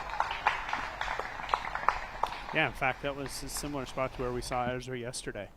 So he threw almost the identical shot. But I mean, his shot looked great. It did. He had good commitment, hit right through the middle of the gap, and that still wasn't enough to cleanly make the corner. I think that's what Jeff really wanted. He wanted a bigger shot to be more difficult, but ultimately reward you. Yeah, and much needed change. I would say that hole was certainly becoming too easy for a tour event, and no longer.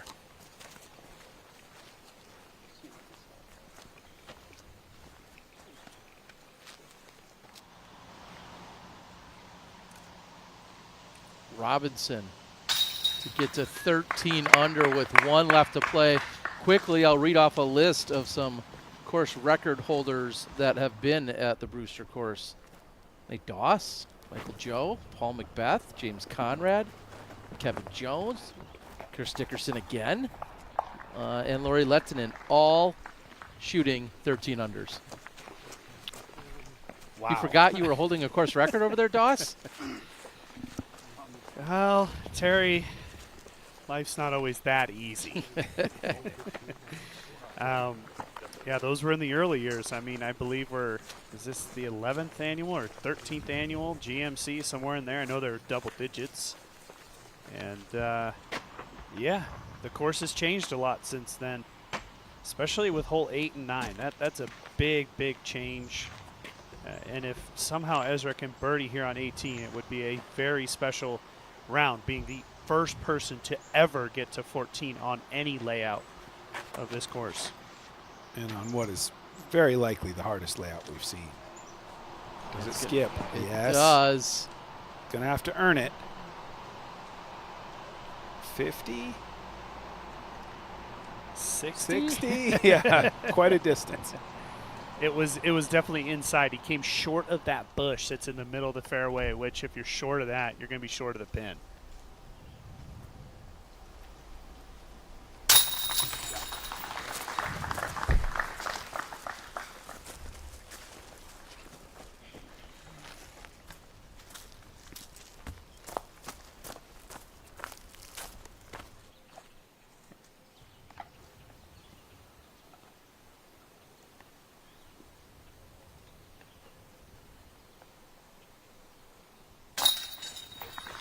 Robinson in for the birdie on hole number 7.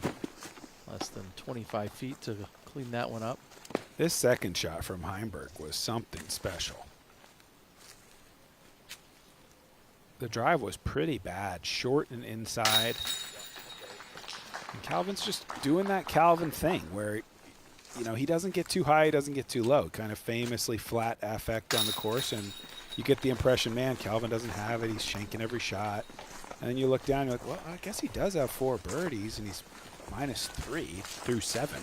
It's not perfect, but it's certainly not bad.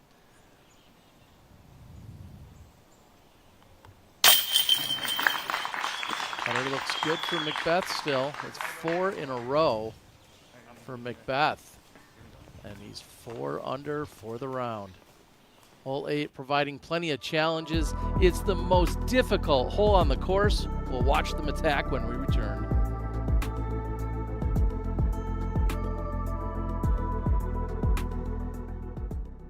Do you want a fantastic Vermont adventure that's close to home? Smuggler's Notch RV Village is the perfect getaway, surrounded by outdoor opportunities and beautiful views in the heart of Vermont. Make unforgettable summer memories. Smuggler's Notch RV Village is pet and family friendly. Get the most out of your RV this summer at Smuggler's Notch RV Village. Book your stay at Smuggler's Notch RV Village, Vermont's newest RV campground. Visit smugglersnotchrvvillage.com or call us today.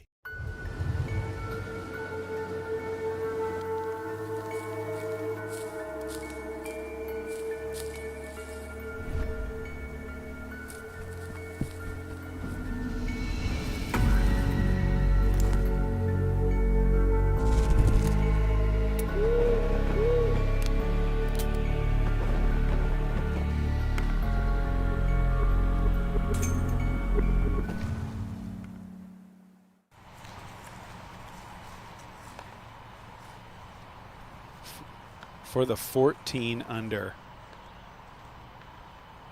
The glass ceiling of Brewster. Give it to him. Off the cage. What a so day. close. What a day.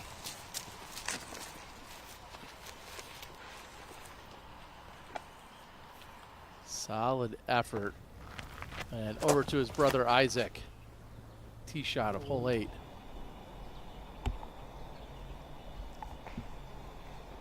Just don't go in the woods. Just enough on the edge to be awkward, but we'll call it a fairway hit. Nice distance.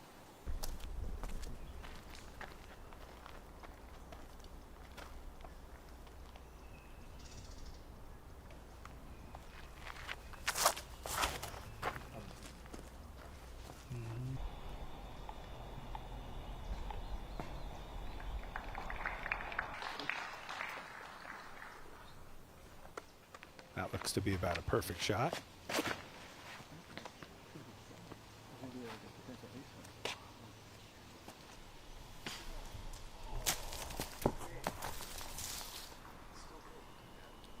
Klein goes deep of the pin and will be putting back uphill.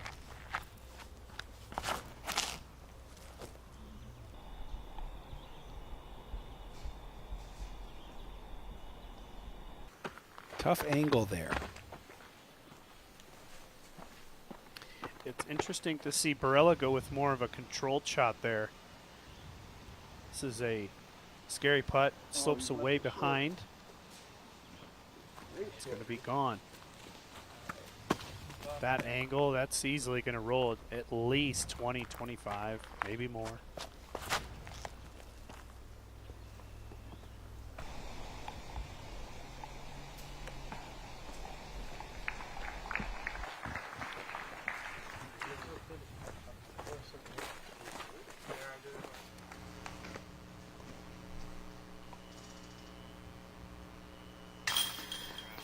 And with that, Ezra Robinson ties the course record.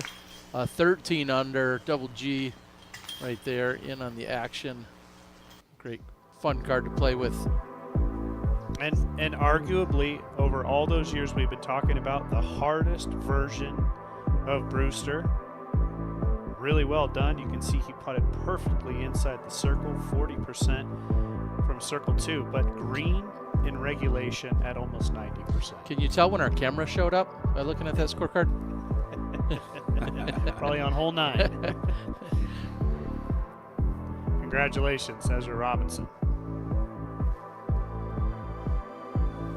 I think we've really seen Ezra graduate this year. I mean, he started the season off with the big win, right? Yep. He got the other win in Europe. This would be another step, winning a premier event in the playoffs.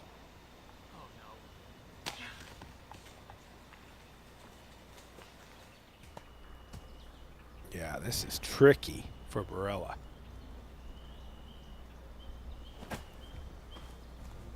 I think he tried to back off there, but there just really are almost no gaps. Tips and super glue. He's out of the thick stuff, but probably only netted himself 150 feet. Just a little bit of a roll there for Macbeth to have the comebacker in for the par on 9. I think he got a little fortunate to stay as close as he did there. Could have hit one of those small trees. Yeah, that's true.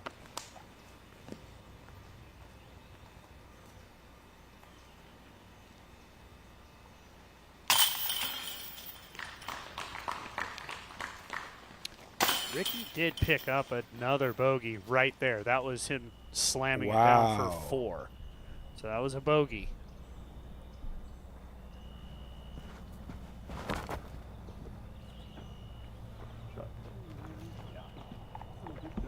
Yeah, that's well done. For the misfires we have seen, got to shout out perfect shot for Calvin, and a really nice shot for Burr as well. So signs of life from those two guys here on the 8th.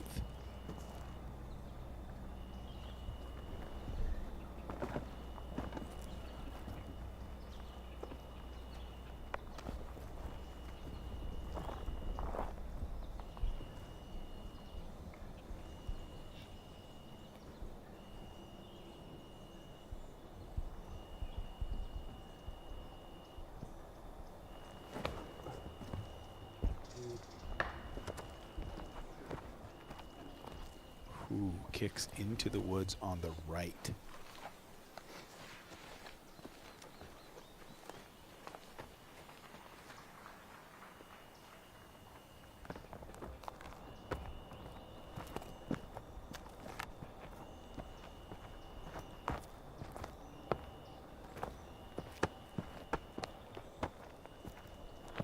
Difficult footing here. You can see all these roots he has to come up and over.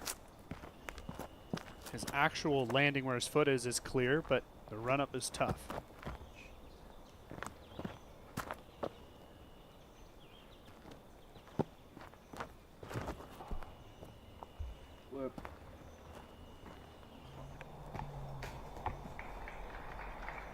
Very nice. Stays out of the woods. That's what you want in 2 shots. You can see how he kind of did that little abbreviated run up and kind of an abbreviated follow through. Really worried about his feet there.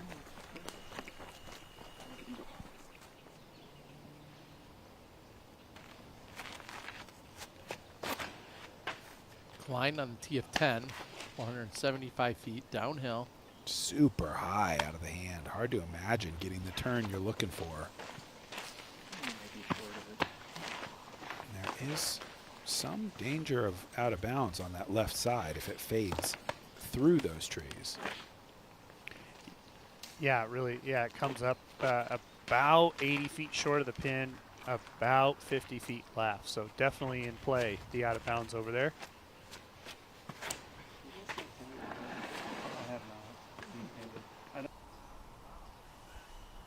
Flexing back. And this is going to be deep of the pin.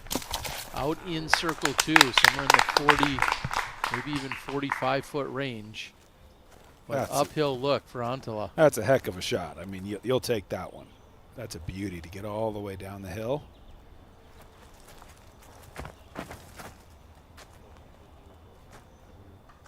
Needs to flex. Hard to say. Didn't see it kick right. Might have hit just solid. Came down. Scrambling. That's why it's playing as the hardest hole in the course, because it is so far back uphill, and if you're not in the fairway, big numbers can come. Gossage sitting at 9 under. She's 2 holes left to play. And this is going to be that left side pocket too, but short of where we saw Robinson. Robinson got up and over that super deep hole. What a shot from Goose. Very nice. And with the drone right over his head like that, too.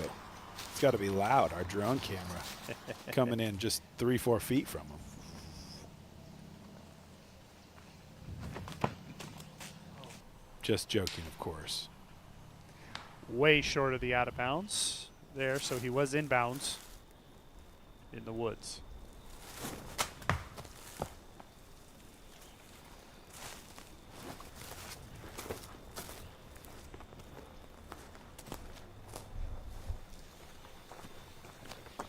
Fateful words of "you're still out" for Robinson. Oh, and this is a tough shot. Look at how tight this line is. When you're playing back uphill, he'd like to put a little flex on it, put a little turnover. These trees on the left are going to make that very difficult. I think tough disc selection here to try to play this far back uphill and trying to get it to fly straight. The forehand makes a little more natural sense to me. Do you think he's going to go up the middle and try to just turn it a little? I think so. I think it's a disc selection here. Something that can get up to flat.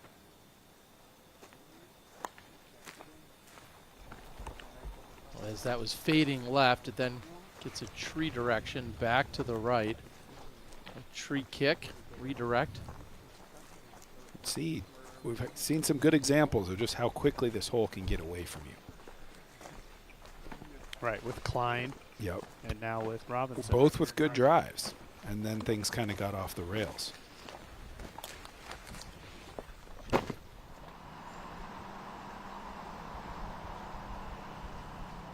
Got Jacob Blair throwing his approach on the 17th. Almost skipping it in. Yeah, Blair sitting on a 1 bogey 7 under. He Currently. just barely missed this one. A Blair Witch Project.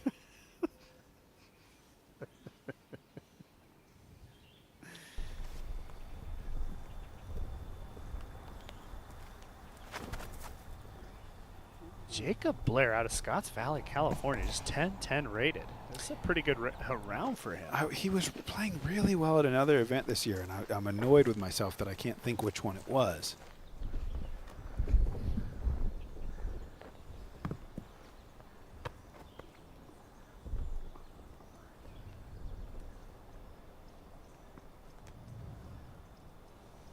He had a 15th at the Masters Cup this year off the tour. He had a 14th at the Crocal Open. And I think he was up there in the top 2 groups at one point in that tournament. That must be what I'm thinking of.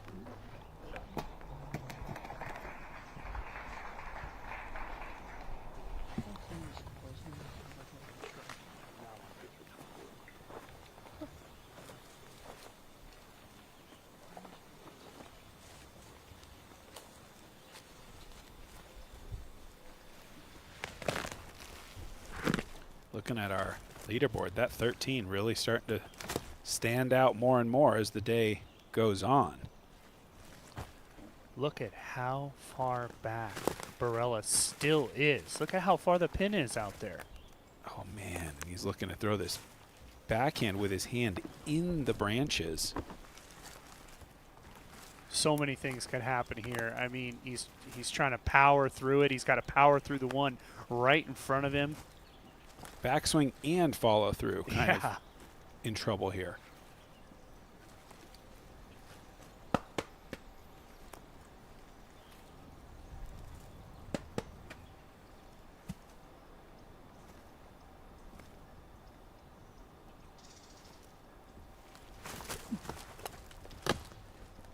No way.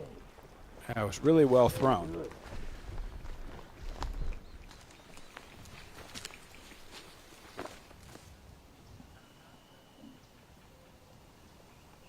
Klein to save par on the 10th from just about 40 feet, and not a good attempt at all.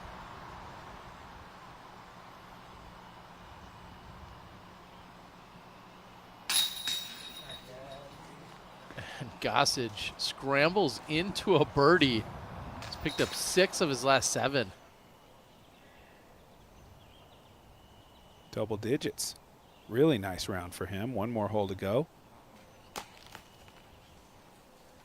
Not a great effort from Niklas. Yeah, seeing 2 air balls in this putting attempts here is kind of crazy as Macbeth finds the center of the chains for the birdie. That 35-footer is looking automatic for Macbeth right now.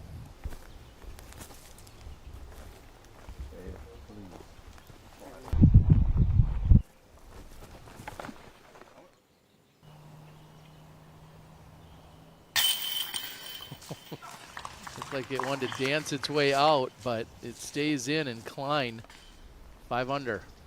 Just a big unforced error there. That's one of the most open holes. Yeah, it's downhill, but should not be taking a bogey there. Not one of the ones you circle and go, oh, watch out for 10.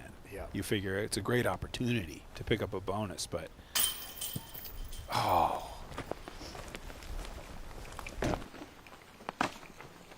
I think we're going to have bogeys for Barella and for Robinson here.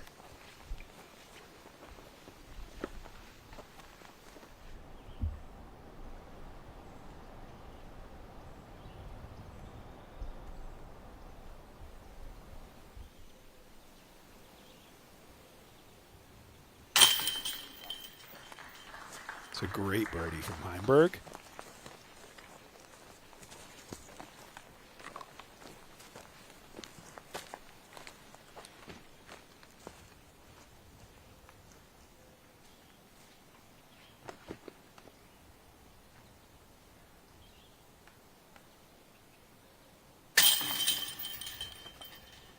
Robinson will pick up the bogey on 8. Again, 8 playing as the most difficult hole on the course. Averaging over par. And I think we just saw why. you're talking about one of the biggest throwers on tour, unable to get to the green, you know, in less than 5 shots.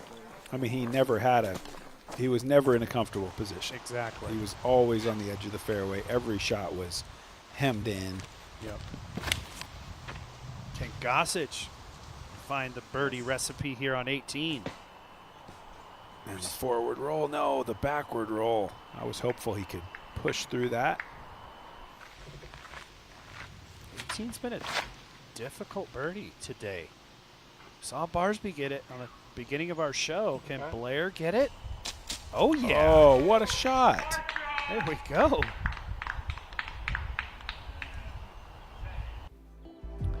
What a contrast there. Gossage, when he lets go of that thing, it looks like it's coming out 100 miles an hour. And Blair just sort of, it didn't look like he put anything on it. It found its way all the way up there. Gossage has a unique ability to make it seem like the discs weigh like 300 grams. The guy rips it, that's for sure. And they're so overstable. You saw Blair there sort of just work it a little bit better. We're looking at our current conditions, near perfect out there today. Wind says 1 mile per hour coming out of the east to southeast, but 81 degrees in Vermont here in mid-September. We know that tonight and the rest of the weekend there'll be plenty of activities all taking place, extracurriculars, both at the course and anywhere in that area, depending on how much nature you want to take in. Fall Fest happening over there on site. Some unbelievable experience.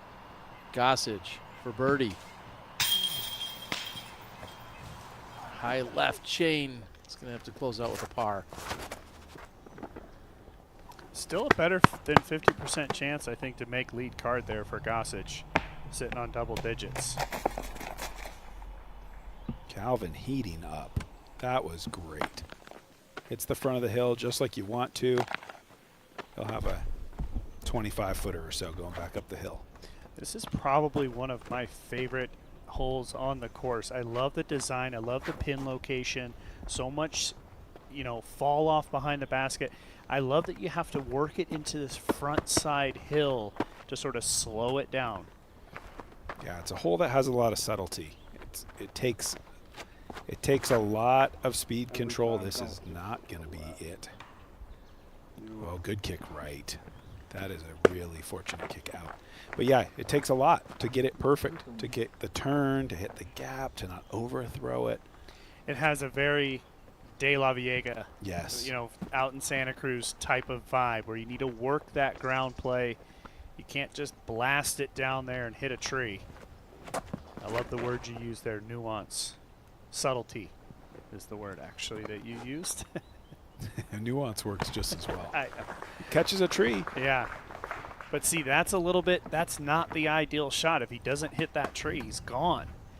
I like the subtlety of trying to slow it down. A little bit of nose up into this front hillside here is what we're looking here from AB, if he can get it to work out.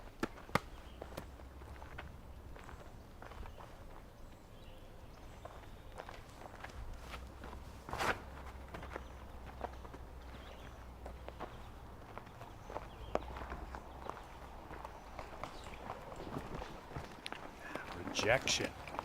That just hit the base of that tree and stopped. It's going to put him in that position we saw Macbeth in, where you got sort of a scary putt to go after, and I expect he will go after it, but the consequences can be significant.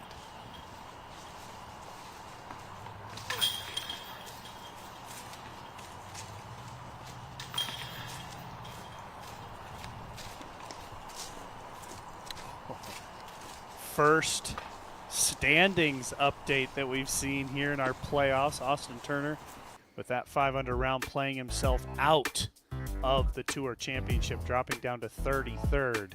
Look at the battle we'd be having right now if it wasn't for the supreme dominance of Burr. Yeah. As we scroll down, look at a little bit farther down the standings, but it is incredibly close for those next 5 guys. Yeah, we've already seen throughout this round Calvin and Barella bounce back and forth between 2 and 3. Number 28 will play in the Pro Tour Championship. next month. Well, We'll be heading to Lynchburg. Well, the last 4 takes it to 32. 28 are in off the standings, and then that last 4 players, they'll be 32 featured. Even some permutations get us to 33 because of like a Ben Calloway who's got the automatic in with the win at the Elite Series level. Yeah, we'll get into it more a little bit next week about this whole wild card, those last 4 players and how they get in. I'm looking forward to that. So this is a great kick. I think we heard Burt even say, please don't kick left after his drive. Going to let him have a relatively simple save.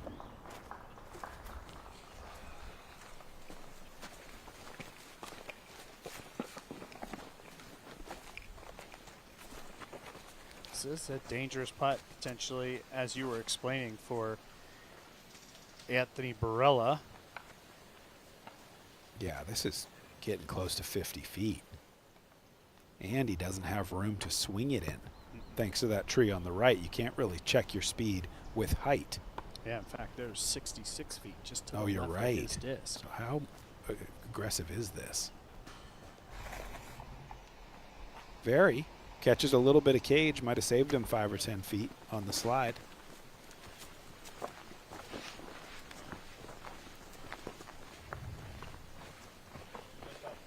Helping the players out a little bit, as thick as they've spread the bark chips this year. There's been years where that's been a little bit more slippery on the backside.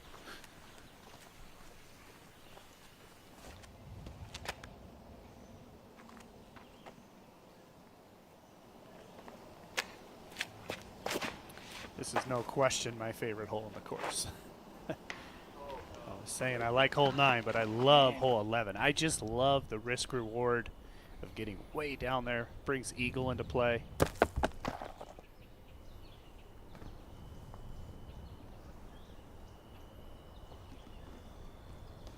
Isaac doesn't draw metal.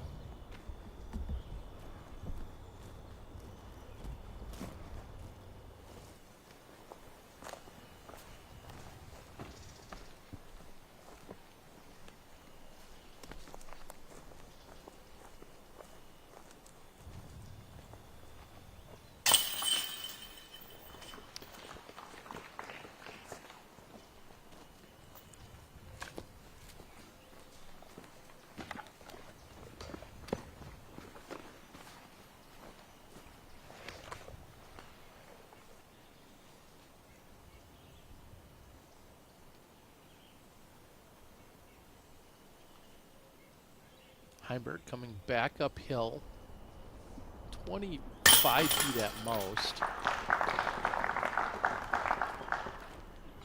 That's a great run of birdies, 3 in a row, especially 8 and 9. To get those back to back, man, that is so tough.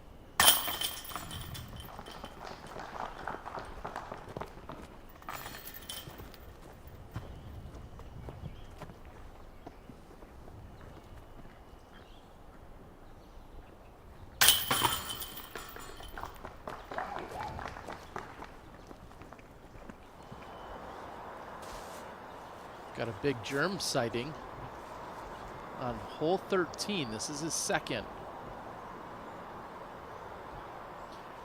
Germ having a pretty good day today. He's 6 under with a bogey. Not quite blackout golf, but shooting pretty well. I just want to throw it out there. He's in 98th for the standings, but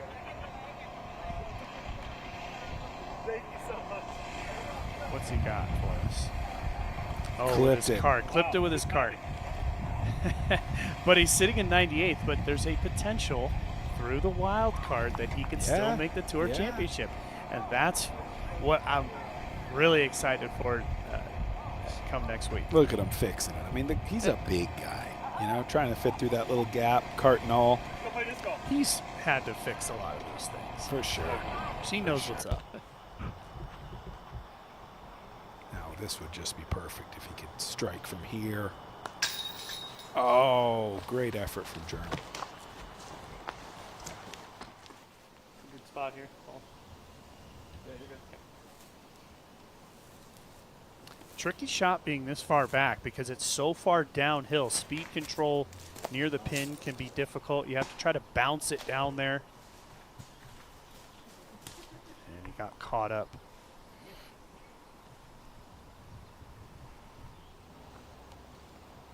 You really have to land it about 50 short if you want to be at the pin. Oh, that's way too soft. Don't hyzer it out. Beth thinks it's too soft. I'm not so sure. It's all the way down there.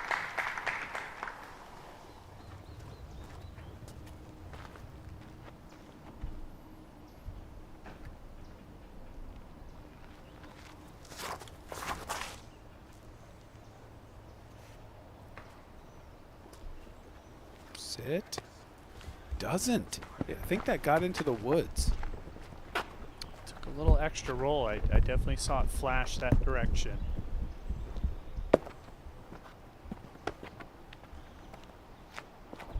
So much twist on that shot for Calvin. I mean, you immediately saw it dragging right directly out of his hand. A lot of the players like to work off of this left side of the fairway, sort of just drawing their disc back down the middle. Saw it with Antila. Speed, such a challenge to get it to stay close to this basket. Just didn't have the height. You see a lot of players ending up short, or what we saw from Antila, landing at about pin high, going about 50 long.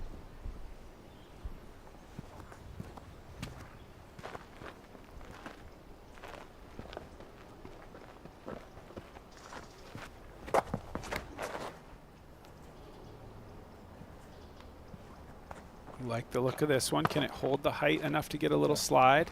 Just to edge a circle.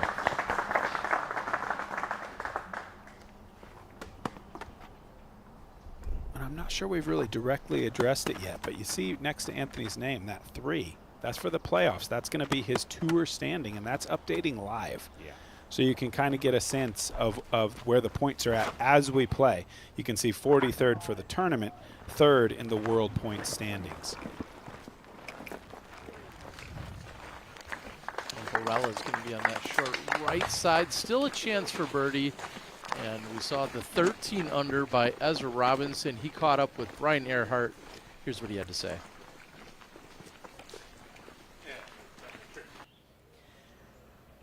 Joining us now in the clubhouse, Ezra Robinson. Ezra, 13 under par to start the tournament. You told me before the camera went on, your practice rounds were terrible. Just talk to me about that. Yeah, let's see. My first practice round, I could not get off the tee at all. I was shaking every shot, couldn't hit a gap. So that was rough. And my putting has been fine all week, luckily, because that was what I need to work on most. But yeah, I was not like. And during match play, I threw so many bad shots. I just played so poorly, and so I was just like, I knew I needed to get something right, and it clicked today. So. Well, clearly it clicked. So talk about what it feels like to shoot so well and be throwing so well on a course like this. Yeah. I mean, there's so many gaps. I love the woods. That's where I grew up playing. So I feel very comfortable trying to hit gaps. The thing out here is you can get some really unfortunate breaks on the ground. There's a lot of roots, a lot of stumps. So I think that didn't bother me too much. But yeah, just as long as you hit the main gap, you should be good. And like I said, I'm pretty comfortable doing that. So I was lucky to hit majority of it. Well, they were talking on the broadcast. 13 is the best score that's been shot on any iteration of this course. With all the changes they've made, 17 pretty notably has changed. What do you think about this iteration of the course? Yeah, I like it. I think there's like 2 or 3 holes that I just can't figure out the line, but you can kind of squeeze through something.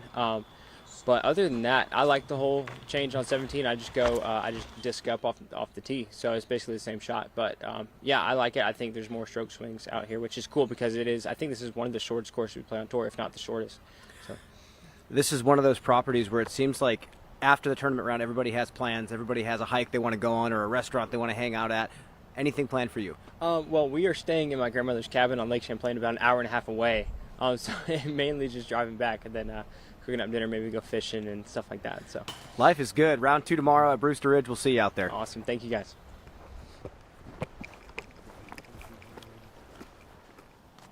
little bit of a commute there for the Robinsons. Yeah, putting in the miles. I mean, let's assume they're 6 days total. Minimum. 3 hours.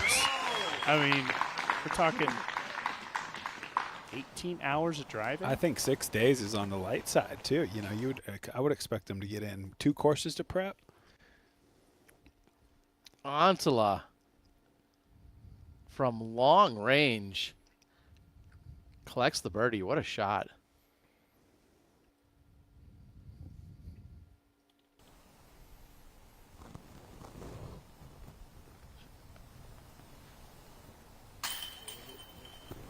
Right side chain for Barella from about 40.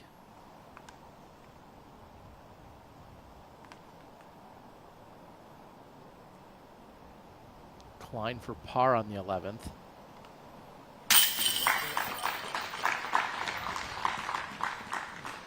Circle's edge or just beyond actually for Klein. Good par save. Robinson makes that one look easy. I mean, we've just been talking so much about Gannon and his play. You know, Isaac's just completely struggled getting that birdie just to get the 2 down. 11 shots behind the lead very early, but just 8 holes left in his round today.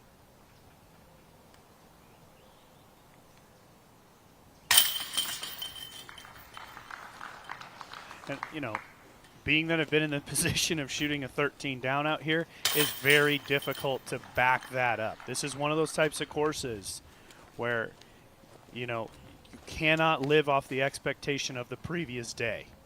Come out and reset.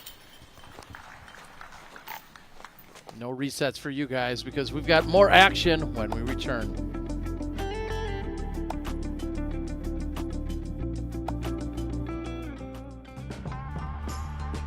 The Mach 2 is a legend. For decades, it has been the go-to basket from backyards to courses around the world. Now, we've taken that same trusted design, the same legendary durability, and upgraded to Pro. The Mach 2 Pro features a 24-chain configuration that honors its heritage while setting a new standard for performance. This is the basket you know, perfected for the player you're becoming. The Mach 2 Pro, coming this fall. Made from the earth, Rhino harnesses the power of plants and the sun to create topical performance products that are good for us and our earth. Formulated by a pharmacist and built by a chef, Rhino's unique line of products helps adventurers perform better and enhance recovery.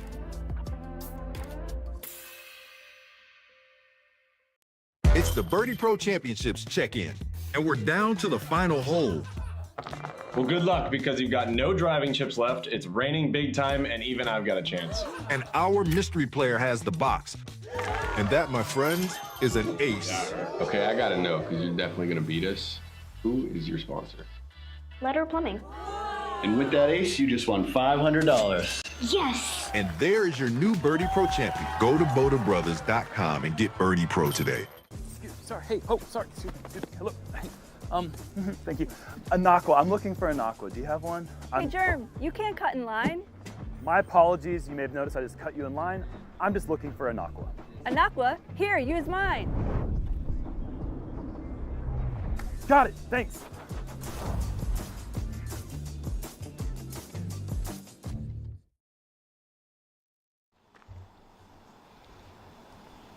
Macbeth on the tee of 12, currently sitting at 6 under. I like this. It needs to fade just a little harder. Or skip almost up and in. Macbeth just barely missing the ace. Take another look. Eerily similar to the skip that we saw yesterday when Antala got an ace on 16. That sort of anti-skip, almost bouncing up. But either way, close for Macbeth. He'll move to 7 under. Almost call that a close shave as we're watching Robinson turn this over. It doesn't really get flat. It just kind of Anheisers the entire way. He'd love for that to have flattened out and then get more carry out of it, but still going to be pretty happy with the forward progress there.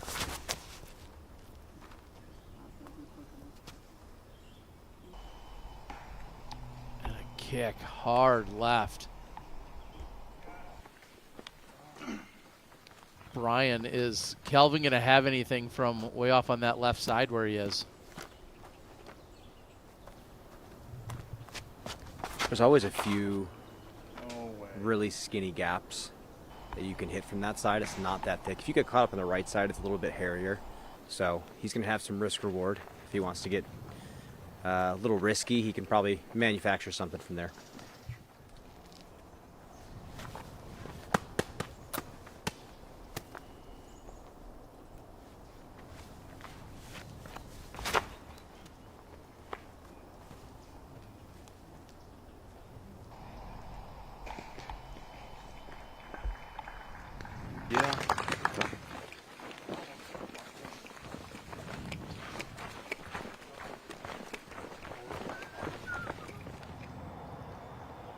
Wysocki has a birdie look, trying to fight his way back to even par, and he's going to do just that. And Brian, do we have any official updates as to Ricky Wysocki and him just arriving to the tee late? Yeah, I caught up with this caddy and had a quick conversation with him, and it really was a quick conversation. I wish there was a better story to tell. There was no disaster. There was nothing keeping them from getting there on time. It sounded like it was just straight up poor time management and maybe misreading the tee times. But the caddy said, all the blame is on me.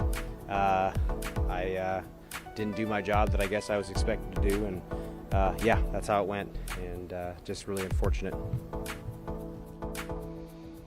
Wow. Should be a mistake that's ideally never made, but if you're going to make it, you make it once in your life and never again. That is crazy to hear for, like we said, a seasoned veteran, especially this late in the season with big titles and money on the line. Absolutely. I mean, I'm glad to hear that it wasn't a car accident or something that kept Ricky off the tee, but it's disappointing is what it is. Yeah, and I can appreciate the caddy saying that he's taking the blame, but I'll go out on a limb and say it is 100% Ricky's fault. There is nobody responsible for you being on the first tee except for you. You can't misread your tee time. You can't not be there. That is his responsibility. And in this case, now that we know that information, it's even more disappointing for Ricky.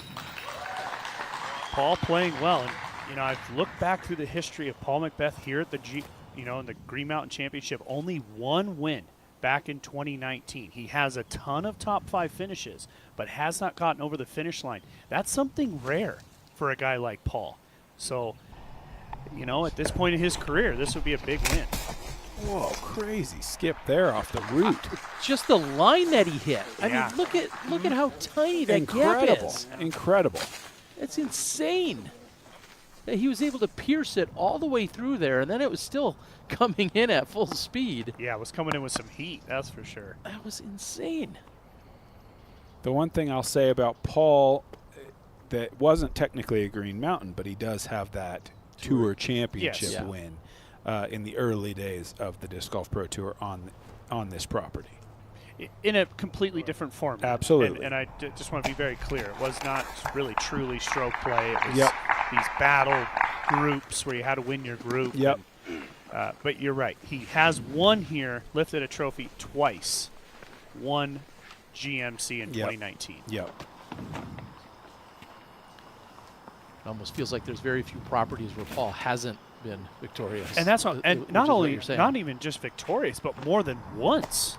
Right? I mean, he only has one win here. I know it sounds ridiculous to say that, but that's where we are with Paul and his fantastic career. In fact, I would go as far to say I think the most exciting tournament was Idlewild when he did win it on that final hole up against Gannon Buhr this year. It's been one of the highlight moments for me as a fan. Absolutely. Huge drive we just saw from Paul, but he's going to be tucked into that right corner. Probably a little bit of awkwardness waiting for him on his approach shot there on the 13th.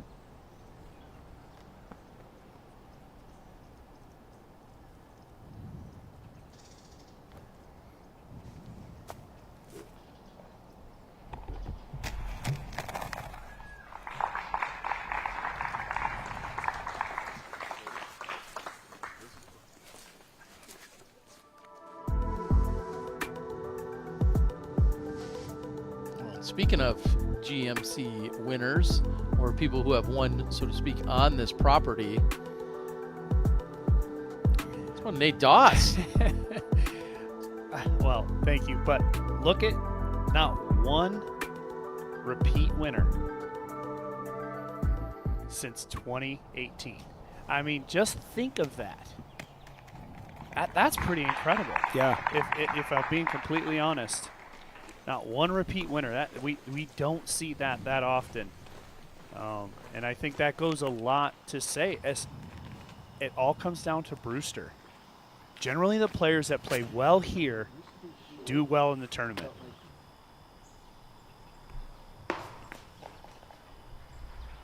Good kick for Antala. And, oh, by the way, you know why we didn't go past 2017?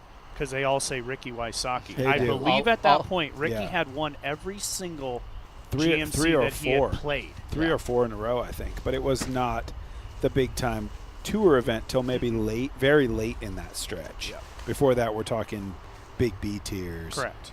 Still, yeah, the nice beginning wins. of the Pro Tour, the early years, a little bit before that, Ricky just had a dominant record. Yeah. Ben Calloway, we talked about earlier, had picked up the victory over at the Croco Open. Currently has secured his spot in the Disc Golf Pro Tour Championship. Yeah, a 10-down round for him. Look at that finish. Well, there's what's possible on the back, where he did all of his work almost. Wow. Gets 8 out of the last 10. Incredible. So nice that's work, Ben. That's a great example of playing himself into the Tour Championship. Wow. Cannot be stopped. Just a bad drive, a ridiculous upshot. We're about to see it. Look at the gap, and then look at the crazy skip. This gap hit is nuts. Yeah. But now watch this reaction. As it catches this root, it goes about 20 feet up. It just had so much speed. Yeah. It was a full-on driver. But then to follow it up with the up and over elevator putt from Calvin. That might have got higher than the skip did. Yeah. And Calvin is officially playing good now. Yeah. For all we had to say in the first 5 or 6 holes where he was making a lot of mistakes we don't expect from him. Well, and of the 8 men that we're covering today, he is only being bested by Macbeth. And he's got another hole. Exactly. To catch up to the number that Macbeth has played.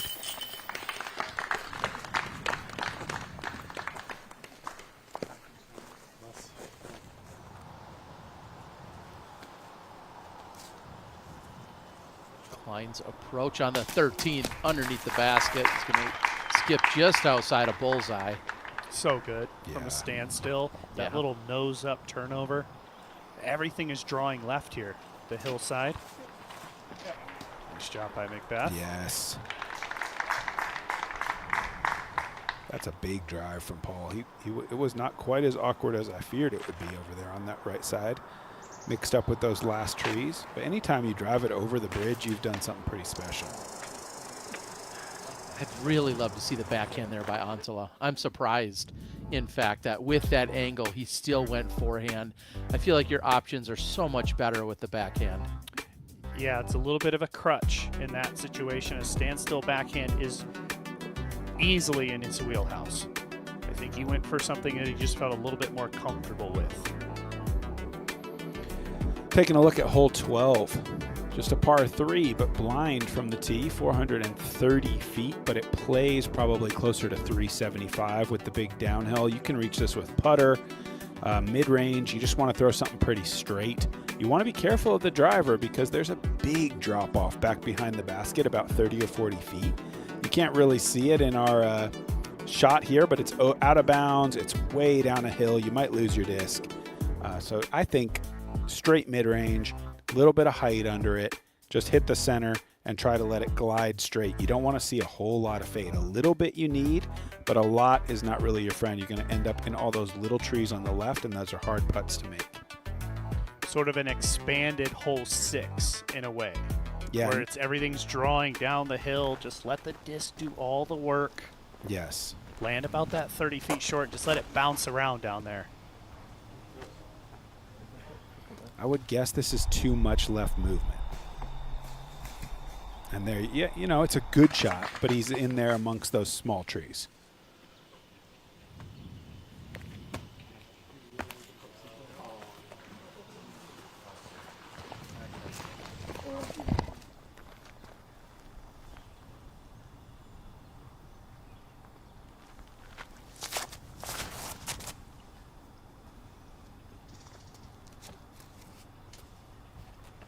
A little straighter to start. Just cut down by the last tree that had anything to say about it.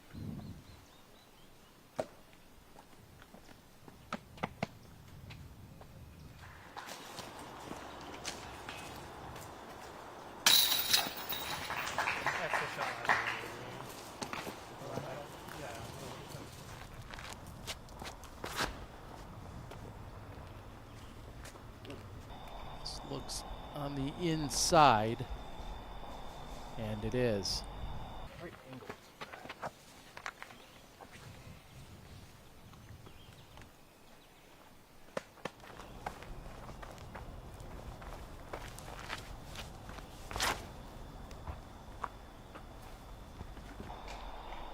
Much higher and wider, and clips some of the leaves up above there and slows it down. So considerably short for Barella. Macbeth tees on 14, 355 feet. That is low. Huge skip straight up into the air, and then somehow stays in the fairway. We'll be right back.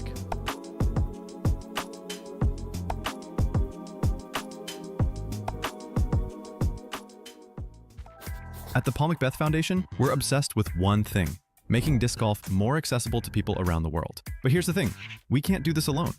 This September 20th, we're trying something massive. It's called Throw for More. Here's how it works.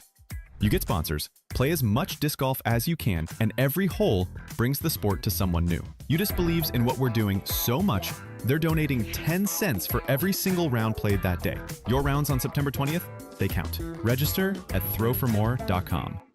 If you want to know what a disc is going to feel like before you get it, you have to check out OTB Disc. The first thing I'm looking for when I grab a new disc is the feel of the disc. It's got to be confidence instilled. Virtually in your hand tells you what the disc is going to feel like, how heavy it's going to be. It's everything you want to know before it shows up to your house. It's really, really helpful in not only finding a disc that looks beautiful, but is also exactly what you're looking for it to feel like. Of course, when you're dealing with OTB, you're going to get only the best.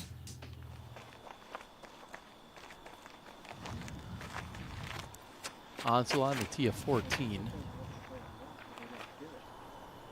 I like where this is headed. Just outside of bullseye. Fantastic shot.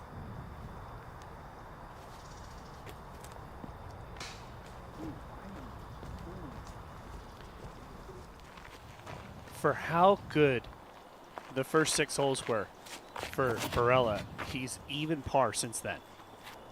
Just crazy how quickly it's changed for AB.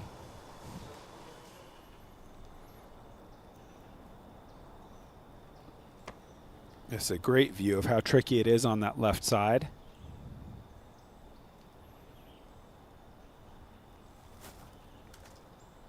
And a great illustration of how good our world #1 is at the moment. What is that? That is 100% a confidence putt. Look at, it's a full send. It's just an absolute full send, did not leave the basket. And look at, I think it's telling too, there's no fist pump. There's no anything like, wow, I did it. Nope. It's like, of course I made it. It's confidence. You know, because he's expecting to hit those. That's the level he's at right now.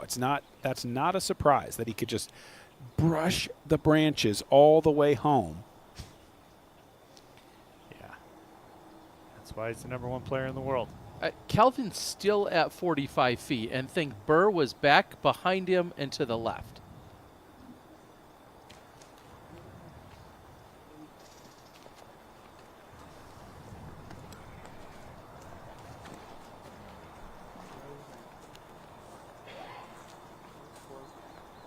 think we call that big putting. It hurts. It hurts when it happens to you.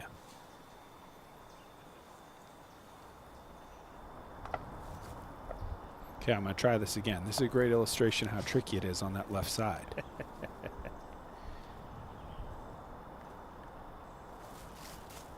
What do I know? You know? That's well done.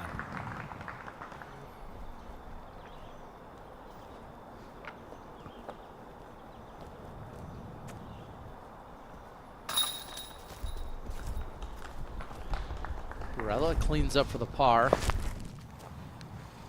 Kelvin should do the same.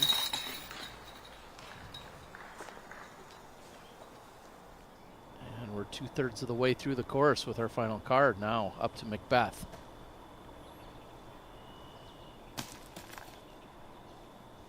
Had the power, just barely offline. Klein.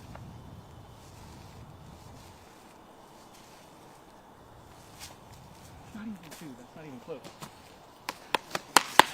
Oh.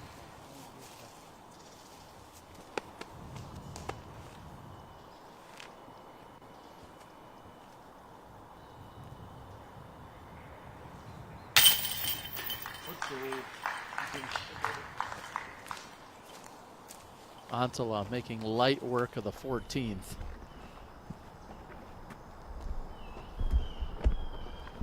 Niklas still has a great chance to feature in those top two groups with a strong finish right now.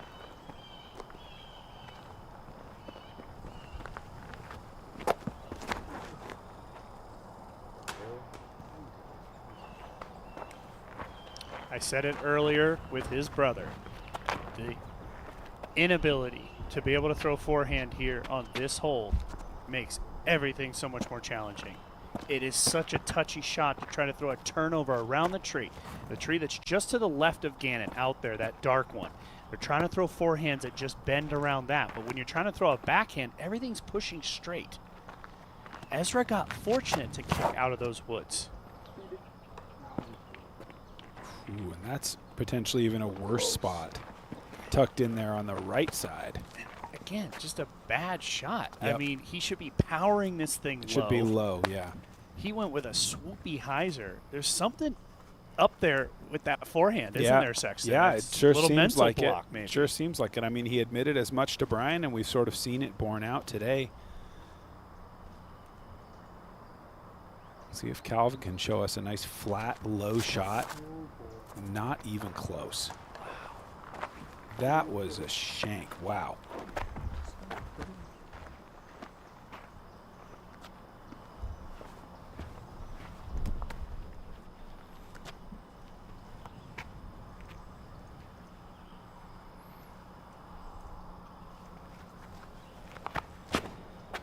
And this isn't good either. I'm shocked. The gap is big.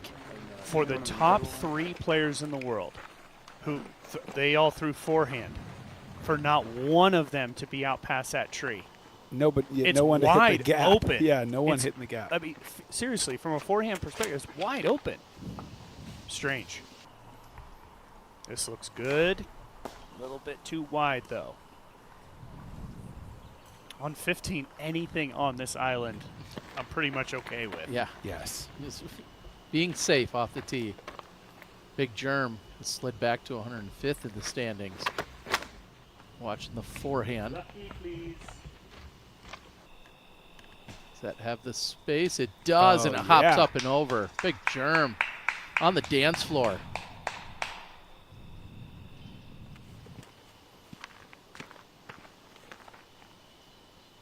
Yeah, you know, I mean, sitting at 105th, you know, it hasn't been the season Big Germ's been looking for. But at this point, you're playing for, obviously, pride, playing for a little bit of money in your pocket, and playing to try to round yourself into form to compete for those last four next week, because he certainly has the potential to do that. Yeah, he's a previous champion at Maple Hill. Yes. So he knows how to play well there. And I think that's a great point. Just round yourself into form, not only for that event, but for the USDGC, which he's a previous champion of as well.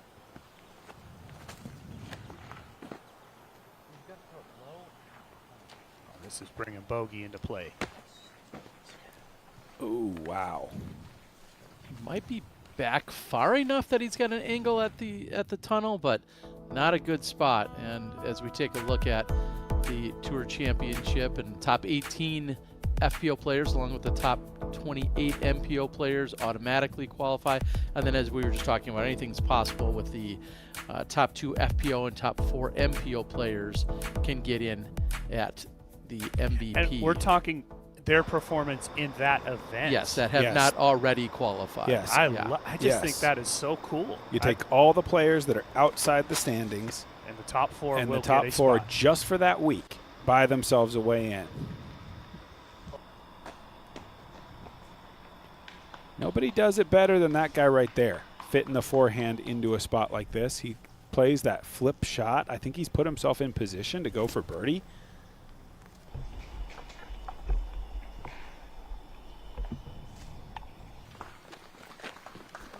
Really just pitching up, looking for position. That's what Heimberg was thinking there.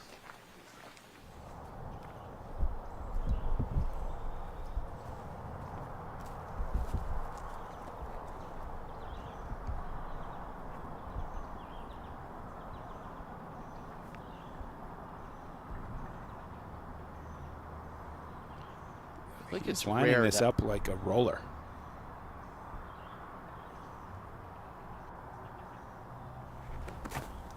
And it is roller. Oh, and it hits the tree up above. He's going to that roller to just try to get as much distance as he can. Just try to crash it up there in those trees, and And maybe a he really gets a long heavy putt. break Yeah, at the end is exactly. important too, because where Isaac found himself, you don't want to go down there. If you No. can break hard right, at least you preserve your access to that tunnel.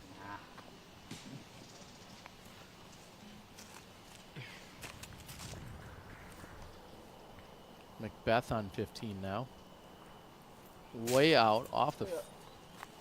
Oh, and just barely misses it. He wasn't even inside the circle. He was outside of that.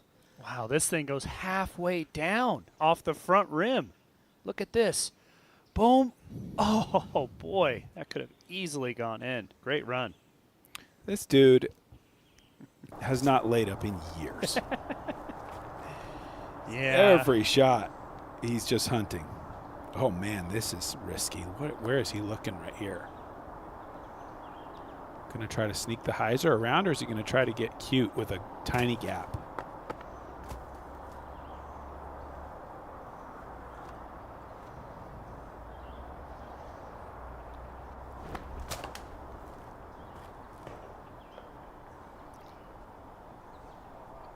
It ultimately does get through. Yeah, it worked. Took a little kick.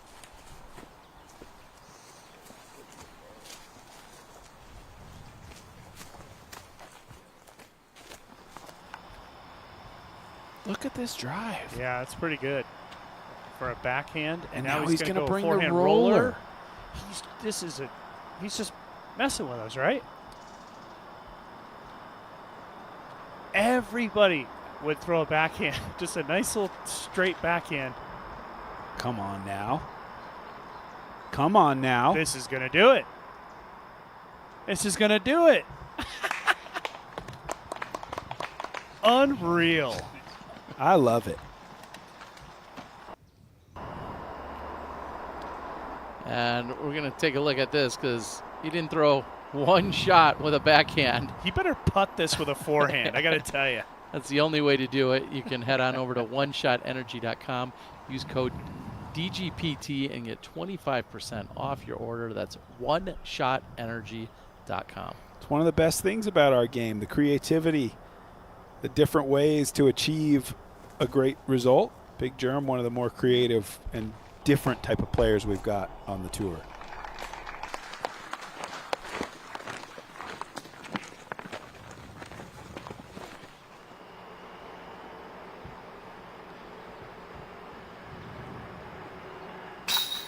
Somebody needs to clip that and he needs to put it on his social media. That was a crazy way to play hole 17. I don't think Jeff Spring, while designing that hole, envisioned that.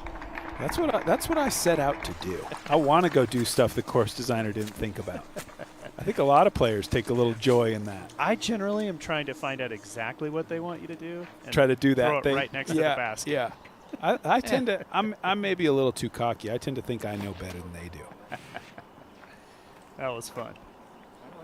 I like the line from Macbeth. Can it skip up to the pin? It gets caught up on the left side.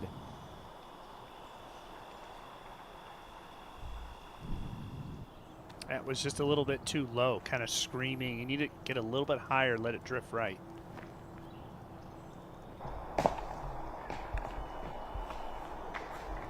Pretty nice from Are they there. all going to get away with it?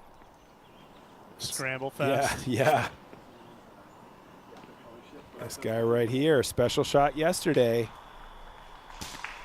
Well, I'll expect a replay here in the next couple of minutes of that shot from yesterday. Well, today it looks like he's going to pick up the birdie. You'll have to settle for that. Twice as many throws as yesterday. Whoa. That actually wiggled away, and even great putters are going to have trouble from down there. A lot of little branches and a couple of trees in the way.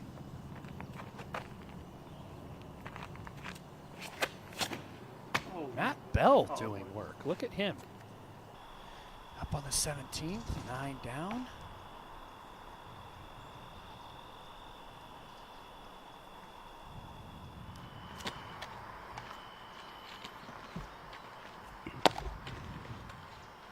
Also going to go forehand here on 18. There's a line here for sure. I honestly think it's a better line if you throw it perfectly. He did not throw it perfectly. But there's space over there for sure. If you can hit a nice hard forehand.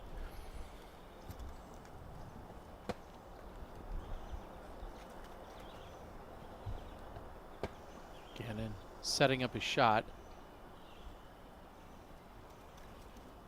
And just barely gets it in. But Ryan, are we hearing something about a possible warning out there? Yeah, I just got alerted by the marshal that Gannon was assessed a time warning on his approach to the green, that scramble shot. He was getting close to 50 seconds was what he was clocked at, I think like 46, 47. And it's going to be announced officially on the next tee. But it sounded like he kind of knew it was coming. Yeah, of course he did. He's used to this by now. You know, he knows it's coming. He'll alert the group. The group will be used to this as well. They all play with Gannon regularly. And he was taking quite a bit of time. I'm believing it's on the forehand. Yeah, the where we were second talking shot. about which gap is he going to Exactly. take. I think so too. Yep.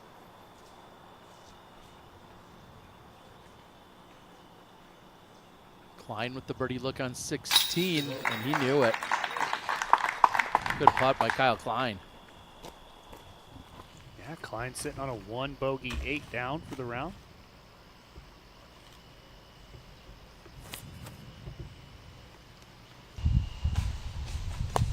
And a solid forehand by Big Germ. That's going to leave him with a par to close out his round. Macbeth. Too much power and height. He had a better look than I initially thought that he would. Yeah. That was a very makeable putt. And Antila. Twice as many shots as yesterday during the match play championship run that he was making. Him against Adam Hammis. This is the shot on 16 for Nicholas Antila. Which turned out to be their final hole. And same disc as Antila just skips it in. Now, I've only seen the highlight. Was he aware right away that this was an ace? No, that was maybe one of the funniest parts is they thought, well, I thought I heard metal, and then Antila responds, I think I heard chain, but they did not know for certain that it was an ace. Wow.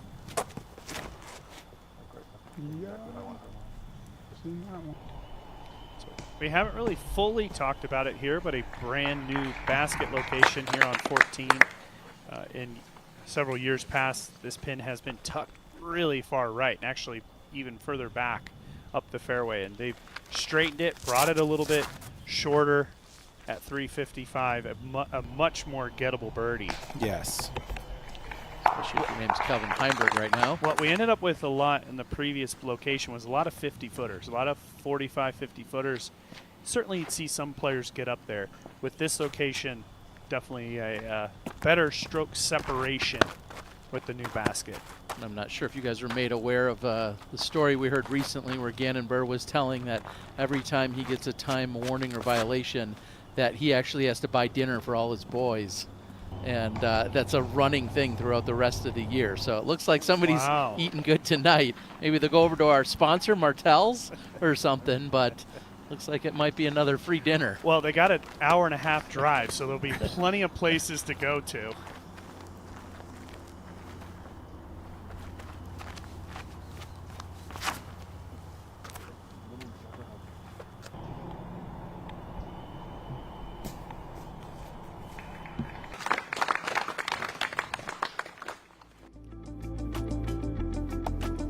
About dinner time out on the East Coast, but stay tuned. We've got action as we close out round one.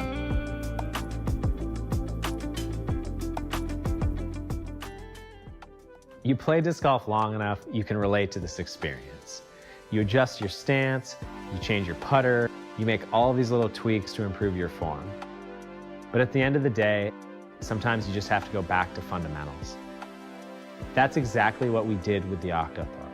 More stable, more refined, more features for the modern disc golfer. This is the Octothorpe reimagined.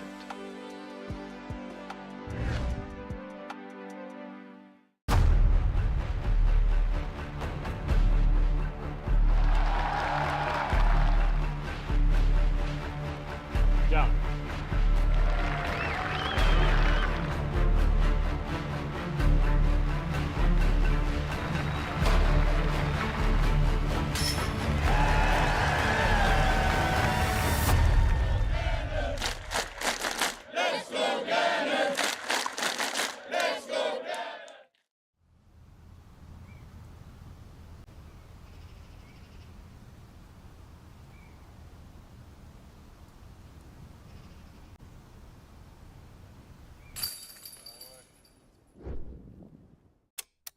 The discovery of electricity, the first flight, democracy, splitting the atom, computers, modern medicine, space travel, and of course, the Royal Line from Latitude 64.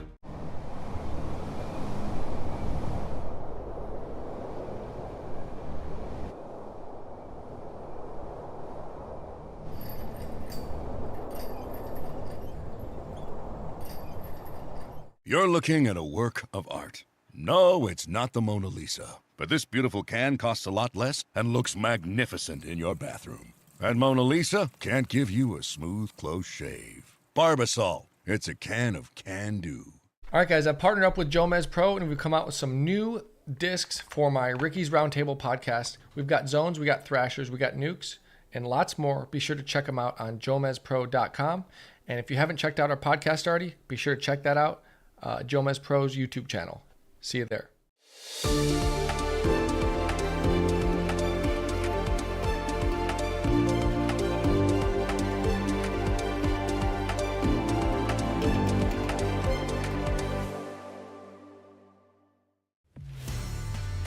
If you design, if you test, if you manufacture, there is only one technology partner you need. TriMet Group is the leading provider of design, engineering, and manufacturing solutions for thousands of companies across North America and Europe. Innovation starts here. TriMetGroup.com.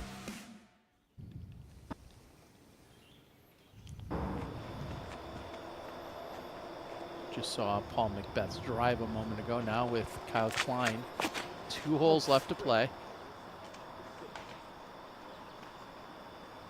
So the shot that we saw Big Germ throw earlier, that forehand, went about 375. It's to that bridge crossing. So that's a good perspective when we're playing hole 17.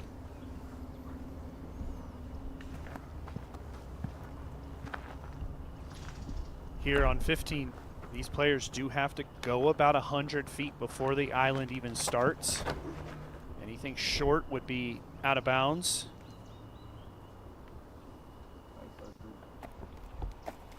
And that is perfect. Wow.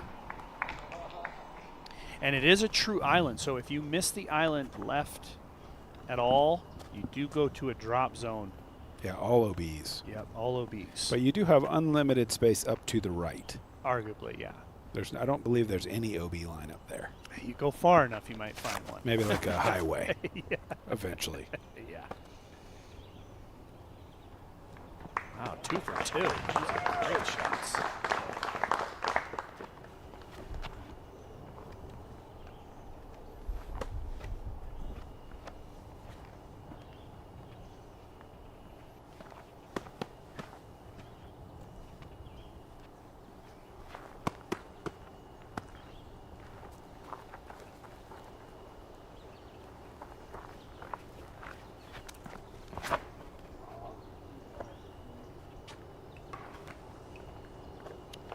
Rella didn't like it, but it is low, and we'll see what he can do with that. But Burr up to tee next.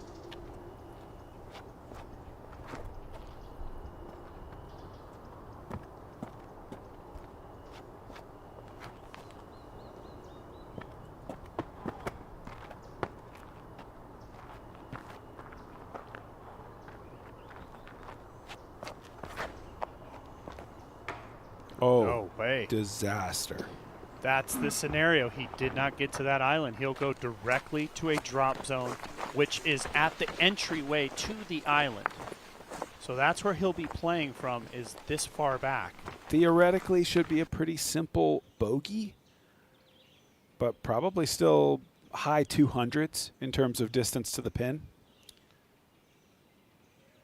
That drop zone is right at that opening, or just in front of that opening where you walk over that little pathway there.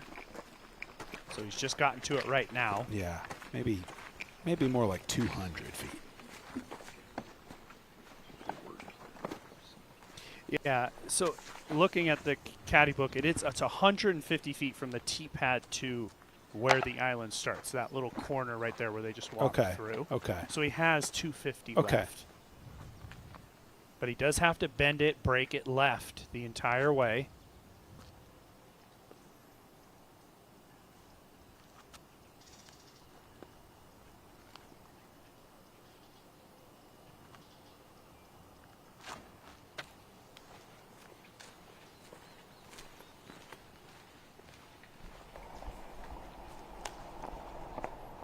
And a perfectly fine shot from there.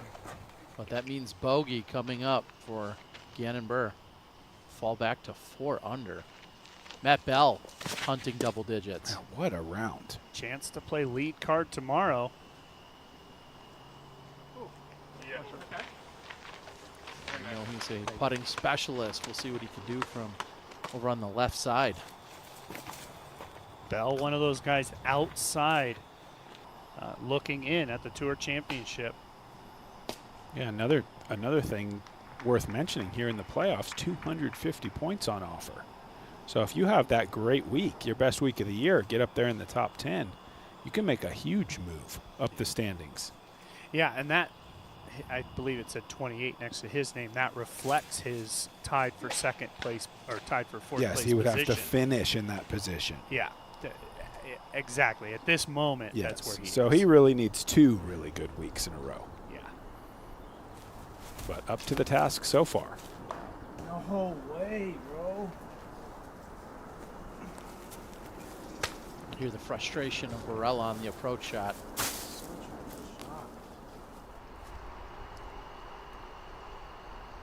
Albert Tom, aka the Bazooka, teeing on 18. Going forehand. This is that line you were talking look about, how Sexton. clean it is. See how clean? It hits the pole koozie. I think there's way less stuff to miss if you have that shot in the bag. The backhand has it. We've seen tons of guys come in looking good, take a roll, clip this. That forehand is clean if you have the elite power of Albert Tom. Dead center.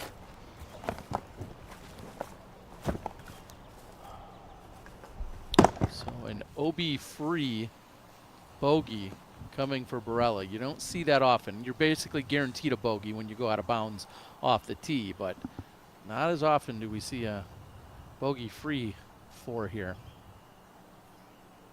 Or excuse me, a OB-free bogey four. This putt would go a long way towards keeping Calvin's lead card hopes alive.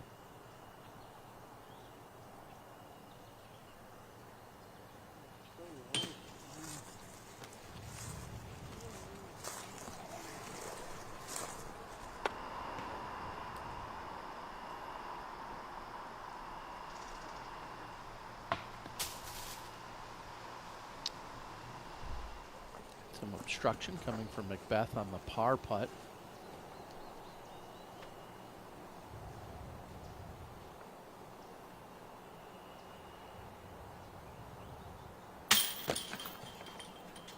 Wow. That is 100 times more shocking than watching him pull over on the tee shot. Just to miss from that distance and to miss by that much as he steps up and makes a putt that's even longer than the previous one. Now, certainly the footing or something in his stance maybe was throwing him off just a little, but you would bet on Gannon all day long to make that putt. That was shocking.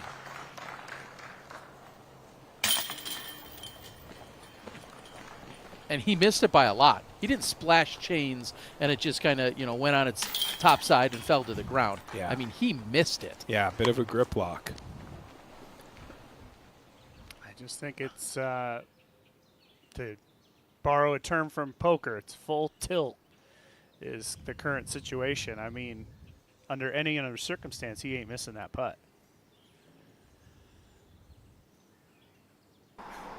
Just 3 under for Gannon Burr in a deep hole.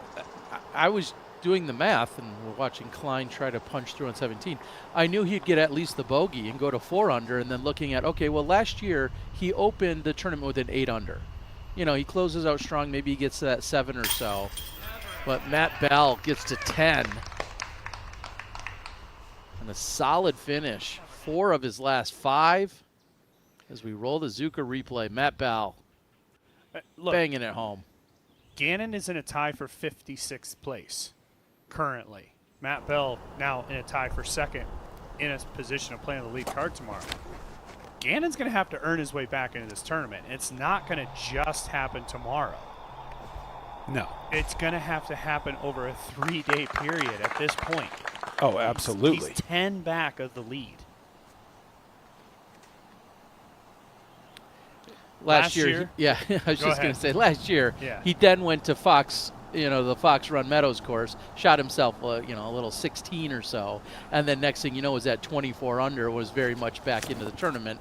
Tomorrow they come back out to Brewster, and he's going to need to shoot double digits no matter how we look at it. And last year he shot at 8, the lead was at 11.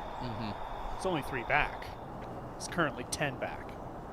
A little bit of an interesting change to do the back-to-back Brewster rounds and then back-to-back Fox for the weekend. I don't think they've ever done that before at the GMC. It might just be from an asset perspective, right? So now you just got this course set up, play it both times, reset Fox for the and weekend. Certainly Fox is the easier course for a big old group of spectators. So just something to note, not necessarily super important to the end of the tournament. Maybe gives a little boost to the guys that feel more comfortable in the woods, can get to the halfway point. He's turned this over. This could go out of bounds. Oh, it ends up pushing right on tilt. Gannon Burr, GMC.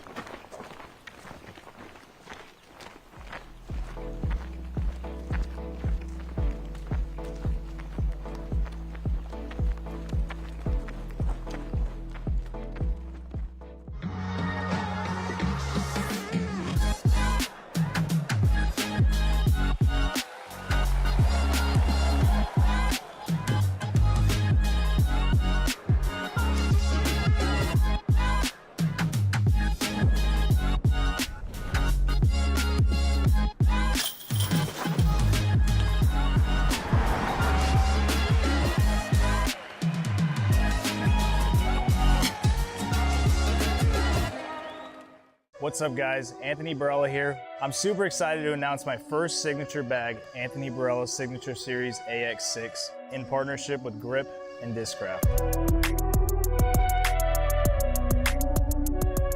To have my first signature bag is honestly just a dream come true. I've always worn a Grip bag ever since I got one for Christmas when I was 12 years old, and 13 years later, I finally got my first Signature Series bag, and it just goes to show that hard work pays off.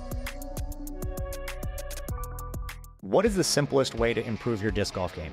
The answer, learn from the very best. Paul Ulibarri, Simon Lizotte, Ezra Aderhold, and Holland Hanley. They're not just players, they are your elite coaches guiding you every step of the way. The Power Disc Golf Academy is the premier online disc golf academy with over 150 on-demand lessons that are specifically designed to improve your skills right now.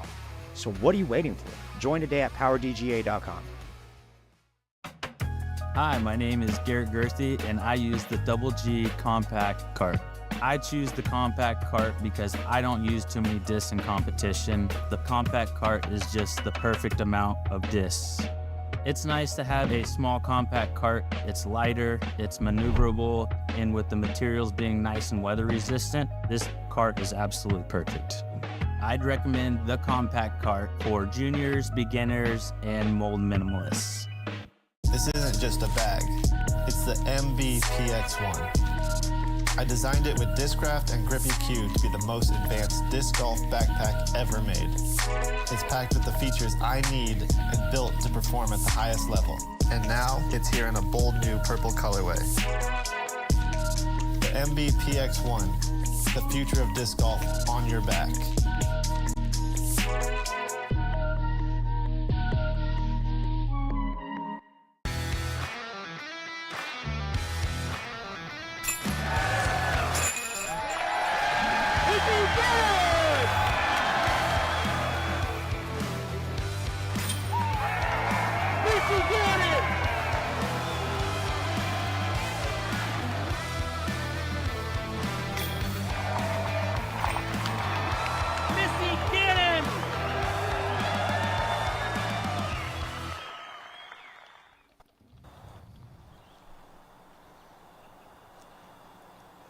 Welcome back.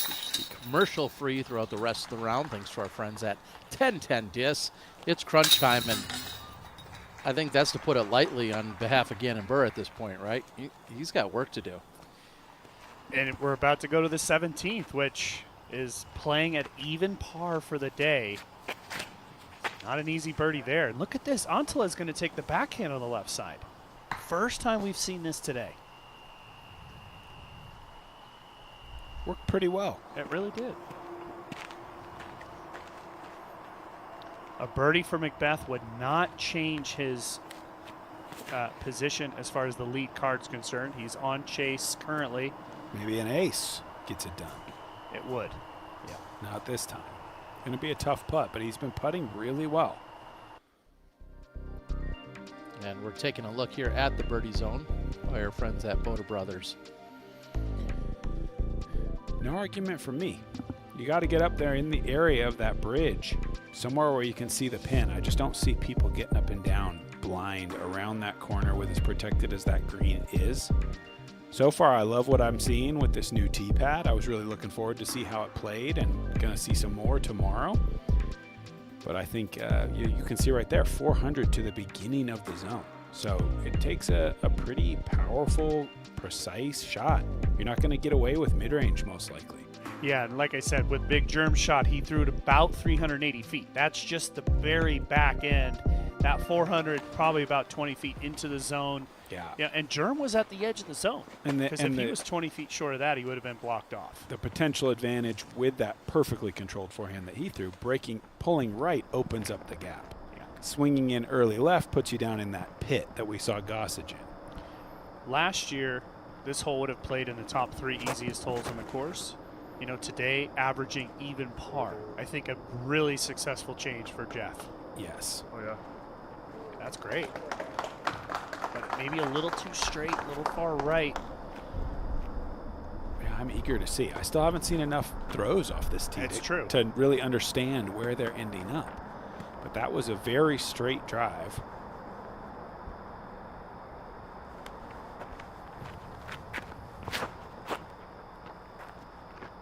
Yeah, I like the angle of this a little better than what we just saw because this is going to get some skip.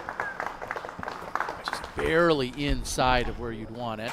And we were talking about the birdie zone. I officially do like board games, in case you guys were wondering. I know I've been talking trash about them all year long, but I do love Birdie Pro. I love the board games. I was just paid to say otherwise, so here we are. Anything for a buck. Right? Yeah, I'm a sellout all day long. That got up to flat. Does it have the energy to clean the corner?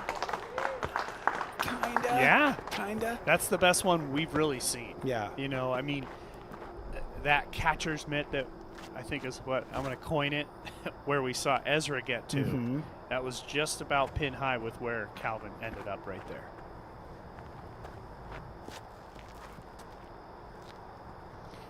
With how squirrely Gannon's been off the tee, an errant shot here could kick left, right, and it could be bad. He's got to clean one off, though, here. Looking good. Yeah. It's hitting up on the hillside on the right. Yeah, you can see that little elevation that was there. That was what he just hit off of. We can see that just off the tee, way down there at the end.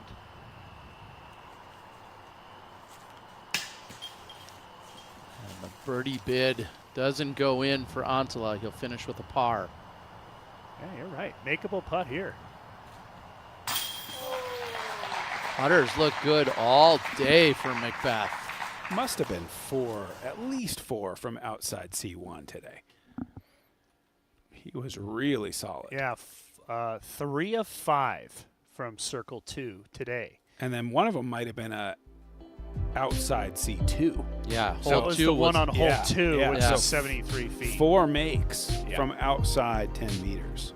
Man, a really good looking chase card tomorrow with Greg Barsby, Paul Macbeth, Adam Hammis, and Eagle McMahon. That's a star card there. Really looking forward to tomorrow's golf, man. I mean, what a day we saw from Ezra, but like I said out here, it's always that hard reset when you come right back out to play Brewster. You have what you just did in your hard memory, and you have to put that behind you because this course is going to present new challenges for you tomorrow.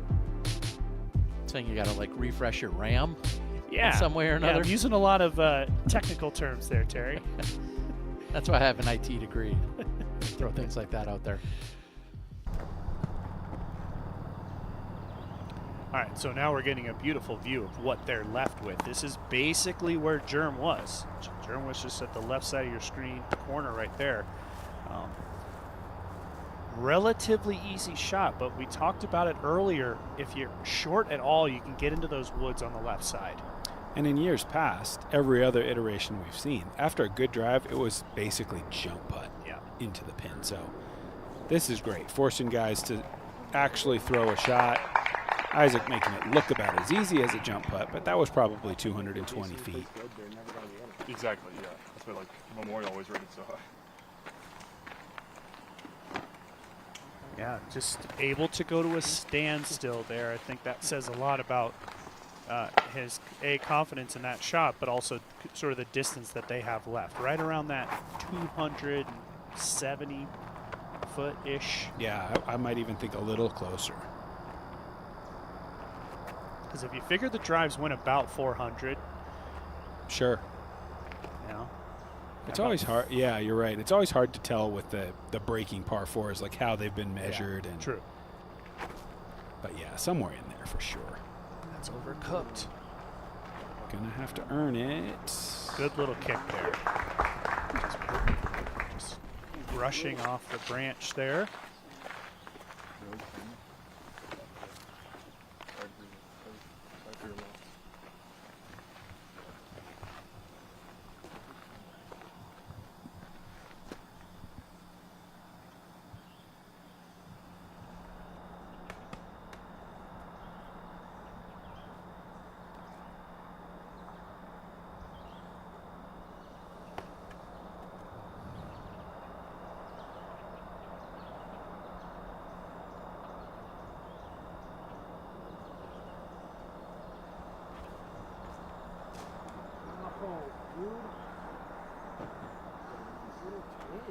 an immediate early release. That was a very overstable disc. He needed to pop that with more angle down the center of that gap. He had it high left, and it just was working left immediately.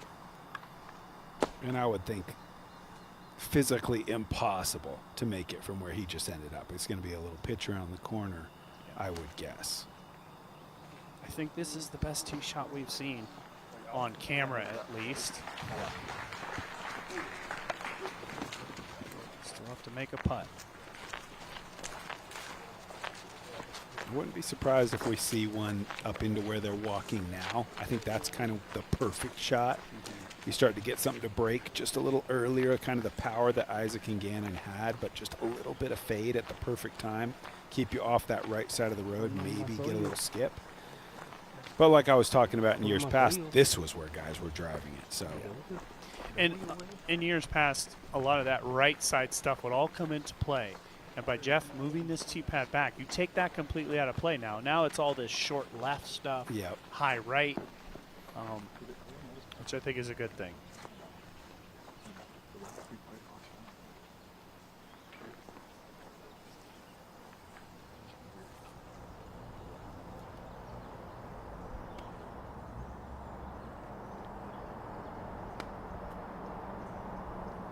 he might still want some of this. You think he's going to try to put it underneath?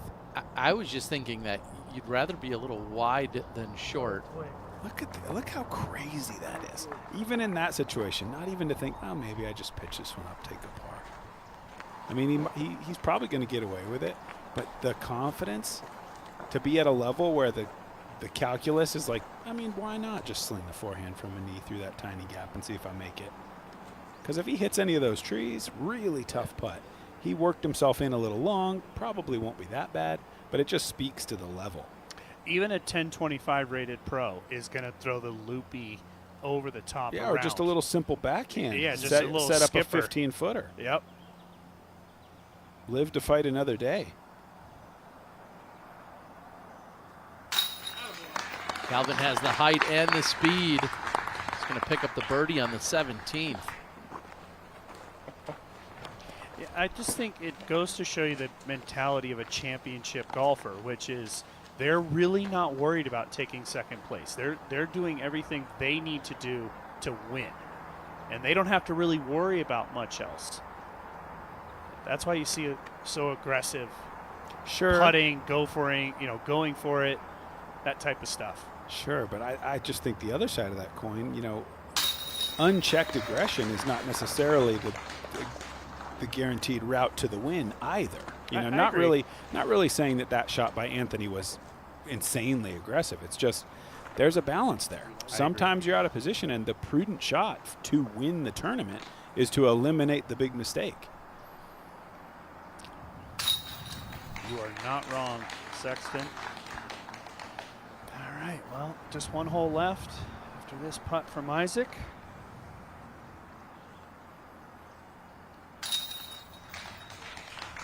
And Isaac is in for the birdie.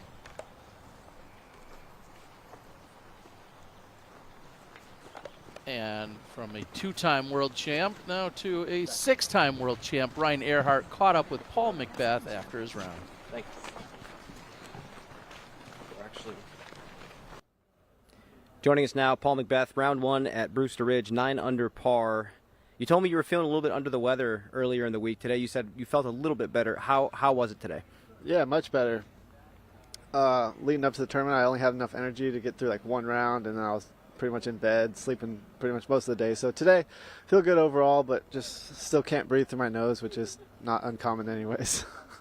Well, talk about Brewster Ridge. After all these years, people are saying it's in one of the harder iterations that it is right now after all the changes that have been made. How is it playing for you after all these years? Yeah, I mean, that par 5 up the hills, I feel like it's finally broken in, which is nice. The gaps that they intended are throwable now. But yeah, 17's a big change. That used to be one of the easiest par 4s on the course, and now it's arguably the hardest par 4 on the course. I don't know statistically speaking yet, but I'm sure it's going to be up there. But yeah, the course is fun. It's different. It kind of gives off that like Waco shorter kind of feel, but also it gives you the tight woods that something like Blackwood or Northwood Black is going to give you. So it's an enjoyable track. How satisfied with a 9 under par are you at this course? Not that satisfied. I think I was even through 5 or something like that. Very slow start. So I know, and then I had a par stretch on the par 3s in there that I should have gotten. So not too happy with the 9. I did have some good holes in there, but I missed a lot of holes that I should be getting. Paul, any extracurricular activities here in Vermont after the round? Got to go sign some autographs right now. We're going to drop some discs, I believe, and then nothing until the Fall Fest. So that's the big thing that goes on here in Vermont. Paul, thanks for your time. We'll see you tomorrow. Cool. Thank you. Good to hear from Paul Macbeth. We'll see him on the chase card tomorrow, and wow, what a shot. Heimberg goes deep of the pin.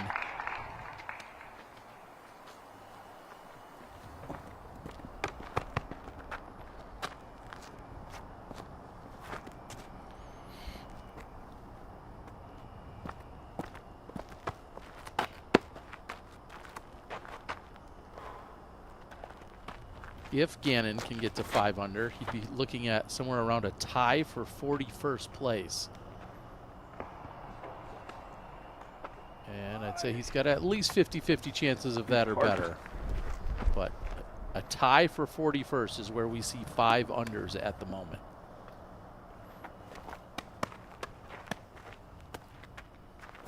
Varela currently tied for 29th, sitting at 6 under.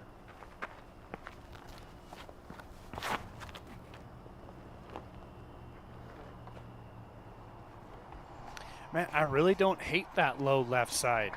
Even from the backhand, we talked about it several times. That if you can hit that line, less things in the way. Absolutely.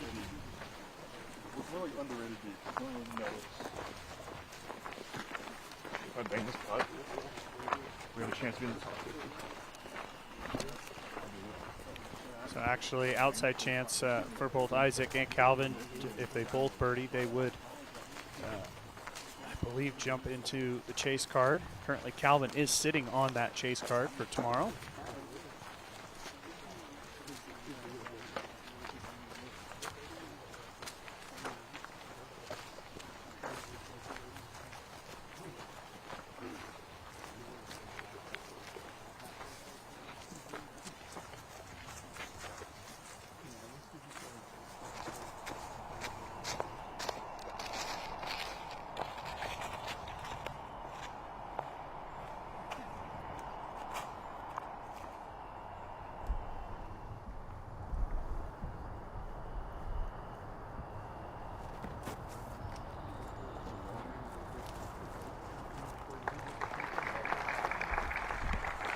Another one of those Isaac-only lines. I was about to say, I did not expect him to throw that. Like out wide, quick flip, and then running in on the heavy Anheuser with that little skidding. I can't think of anybody else who throws it quite that I can remember that throws it like he does in that way, where he's so likely to kind of snap it off on that slight Anheuser and just drag it across the whole flight. Yeah, I think you would have seen a lot of players even go to a little chippy forehand there. And I think a lot of it has to do with where he grew up, playing in Georgia, in the woods.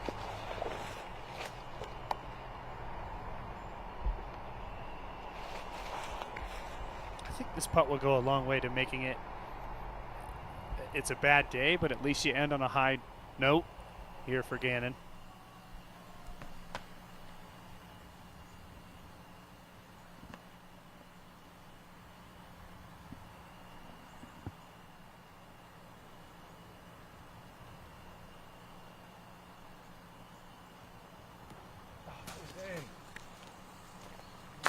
Just caught something halfway there, it looked like. Man, that was crazy to see him reset his lower body right before he putted. I don't know if you guys noticed that, but his left leg just straightened out completely, and then he putted. All the practice swings were with a slightly bent left leg that was extended out. That was very interesting. Usually you don't see that.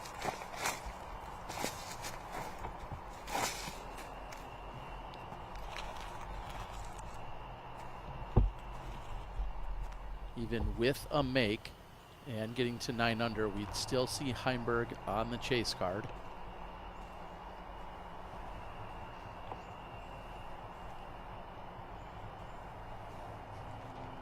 And he's done it. Kevin Heimberg closes out the round with a birdie. Heimberg 9 is under effort today. Absolutely relentless. Like, he threw some of the worst shots I can remember him throwing today. You know, that where you're just like, oh, wow, he is just so off. And that's just how he always does it. You look up on the board and he's right there. Even his bad days, he still stays in contention. Barella's going to finish with a birdie.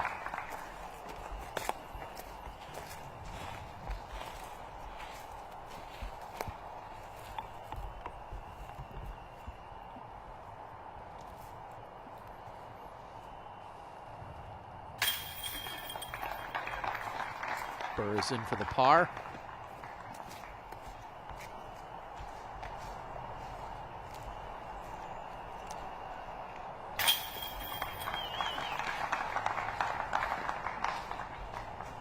And Isaac cleans up. Players have to finalize scores and do media. They're signing autographs. They'll go to the autograph tent after. It's right next to the food truck. You can wait right here for the group you pass. There's a throw for dough. On hole 18 of Fox, anyone can throw. You can make an ace, win money. There's Walmart open, players selling discs. Did I just hear throw for dough? What kind of action out there? I know Ben and Jerry's is just down the road as well. We're done with round number 1. Immediate takeaway that you got there for us, Sexton. I mean, you got everything you wanted, I think, out of this one. You got a struggling world number 1, which is always kind of a fun thing to see how he deals with that climb back. And then you got some old school names and some new names up there right in the top. And I'll say this was classic Brewster. Absolutely classic Brewster. It can wreak havoc on some of the best players in the world. The playoffs are officially underway. I think some really exciting opening rounds for some players that are trying to play their way in too. So I think it was overall a great day. Well, we're fortunate enough that we're going to be able to check in with Brian Earhart and have more analysis along with interviews from the likes of Gannon Burr, all of that and more for Tournament Central. We'll be right back.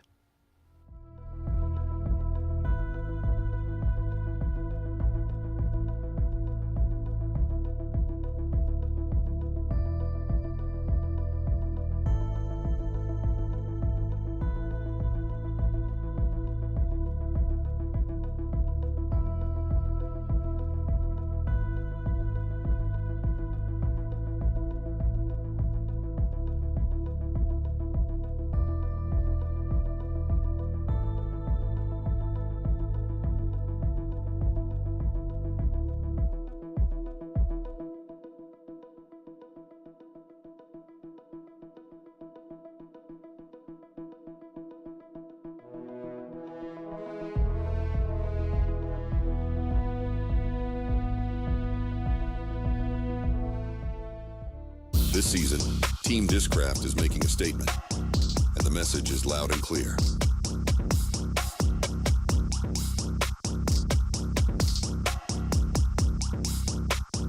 Discraft, built for flight.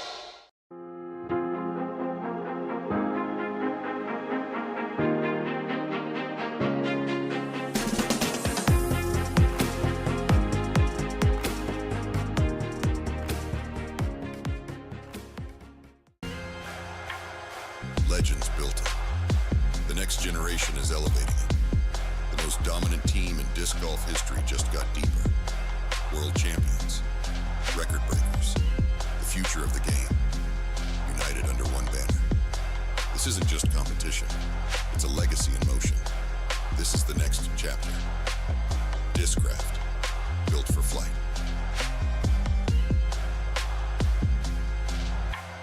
You're looking at a work of art. No, it's not the Mona Lisa. But this beautiful can costs a lot less and looks magnificent in your bathroom. And Mona Lisa can't give you a smooth, close shave. Barbasol, it's a can of can-do.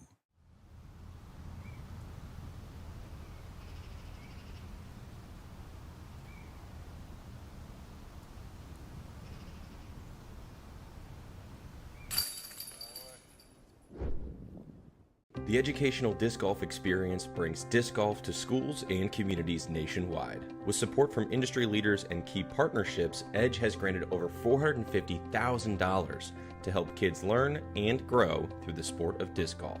Ongoing cuts to PE programming places schools in need of our help now more than ever. Every dollar donation puts more discs in kids' hands and smiles on their faces. Support Edge's mission today and help reach and teach the future of disc golf.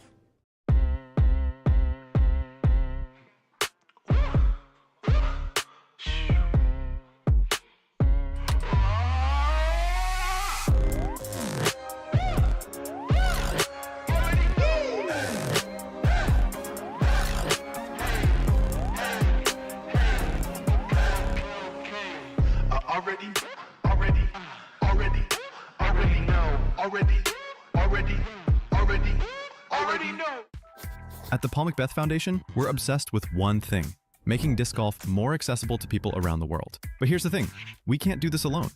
This September 20th, we're trying something massive. It's called Throw for More. Here's how it works. You get sponsors, play as much disc golf as you can, and every hole brings the sport to someone new. UDIS believes in what we're doing so much, they're donating 10 cents for every single round played that day. Your rounds on September 20th, they count. Register at throwformore.com.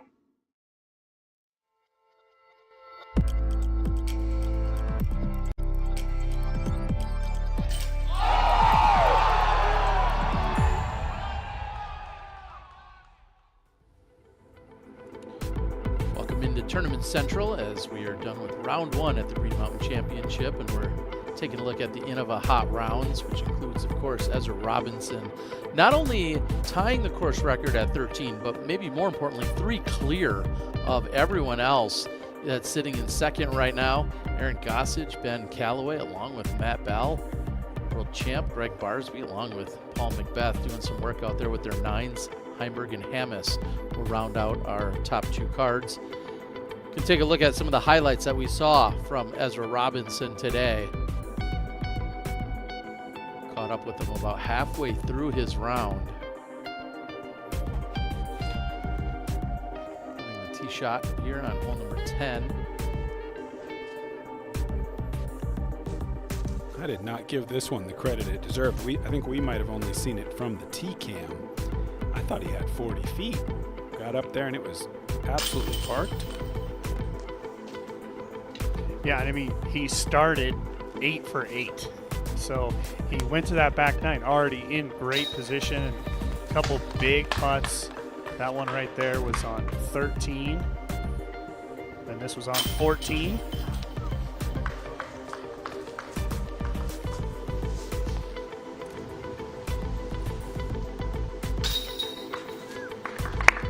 No surprise to see solid putting coming from Ezra. And a few long ones mixed in there as well. So a great day overall from Ezra. Congratulations on a 13 under and off to the lead. You know, you just said that Brewster gave us everything we maybe would want or expect from it. The question is, can someone like Ezra come back? How do you follow up a 13? You know, do you have that magic? Can you rinse and repeat for tomorrow? I mean, thankfully, you probably don't need to. I think he's a level-headed guy. He's going to just go out there, play his best game. If he can repeat it, fantastic. He'll have a fistful of strokes on the field. But he's bought himself a great position in the tournament. He has a little bit more wiggle room than everybody else at this point. Obviously, still 3 rounds to go. But I don't think he's going to stress too much about following it up exactly. It's just going to be get out there, play your best golf, see what you can do. That is certainly the mentality. I think that's a little easier said than done. Sure. As we have experienced that in this situation, but specifically at Brewster, I think it's more about a cumulative. Look at what you're going to get for the 2 rounds total, right? So can you get to 20, which would be a 10-10 sort of round? That's going to put you in a good position heading out to Fox Run, where you have to completely switch gears and play a course that provides a whole new set of challenges. So, yeah, I think Ezra obviously has the game.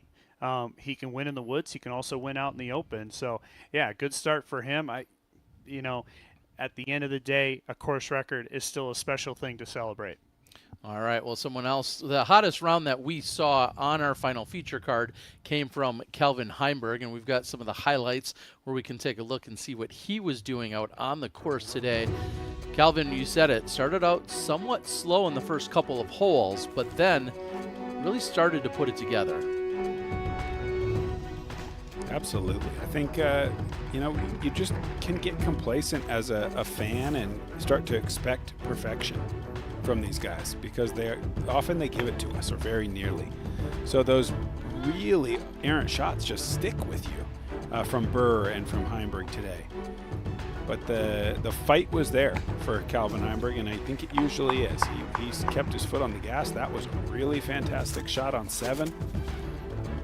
Perfect shot on 9. And perfect putting, 11 for 11 inside circle 1. He did hit 16 of 19 fairways and was 2 from 5 from C2. Really, the one big blemish was the OB shot on 2.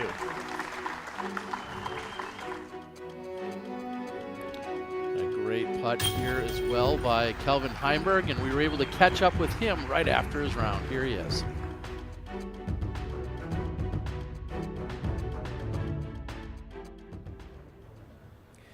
Calvin Heimberg joins us now after round 1 here at Brewster Ridge. 9 under par effort. Satisfaction with the 9 under? Yeah, it the score is good. I can't say it ever felt like I was just like in control of everything. I don't know. I had a good stretch of birdies there for a little bit. Like I had a couple stretches of 3 maybe, but even those, like I felt like I had to work for. Nothing really seemed like it was going super easy out there. Kind of longer range putts I just wasn't quite getting the nose angle right on them today. But yeah, super satisfied. Way better than I played yesterday. So, that's a huge positive, and just, hoping I can come out tomorrow and if I can shoot the same thing, that'd be great. But ideally just, feel a little better about the tee shots I'm placing out there. You've played a lot of GMCs. You've played Brewster Ridge so many times.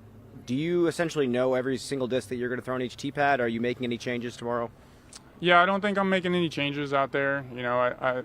I feel pretty confident that I know, I have the right game plan. It's just execution. And I think that's probably the case for most people out here because, the course hasn't changed too much. They made 14 a little easier and 16 a little harder, but they're basically the same shot you were going to be throwing before. So the only real change is 17, where you got to throw a driver as opposed to almost anything you want in your bag before.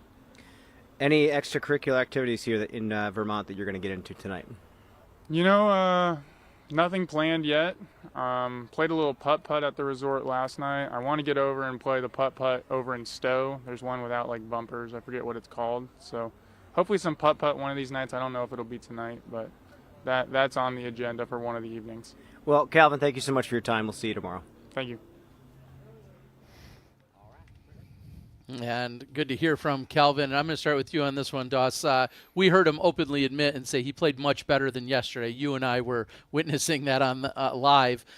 Is there still anything? Is he building on it? Is it just a matter of flipping a switch? Is it, an extra half hour of sleep? What do you need to get comfortable out here, if you can? Yeah, I don't think you really get comfortable at Brewster. I think you do what you need to do. I think he's actually said it well. He played better today than he did yesterday. That was obvious. He didn't play well at all through about 8 holes yesterday. Today he cleaned it up after 2.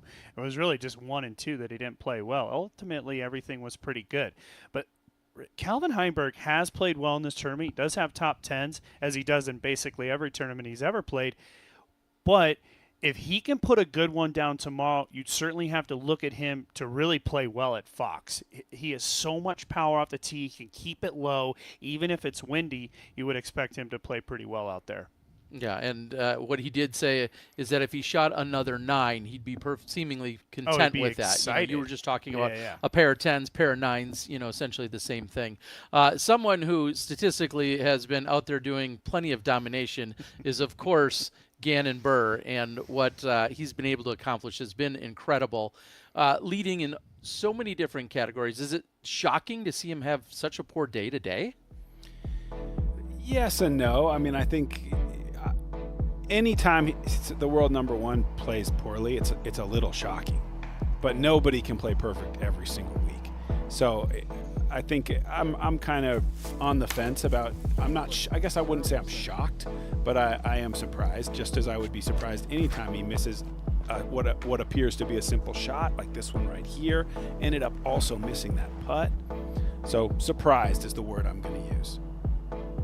And this one, I think, took all of our breath away to see him miss by that much from that distance. And certainly the struggles were real today for Gannon Buhr.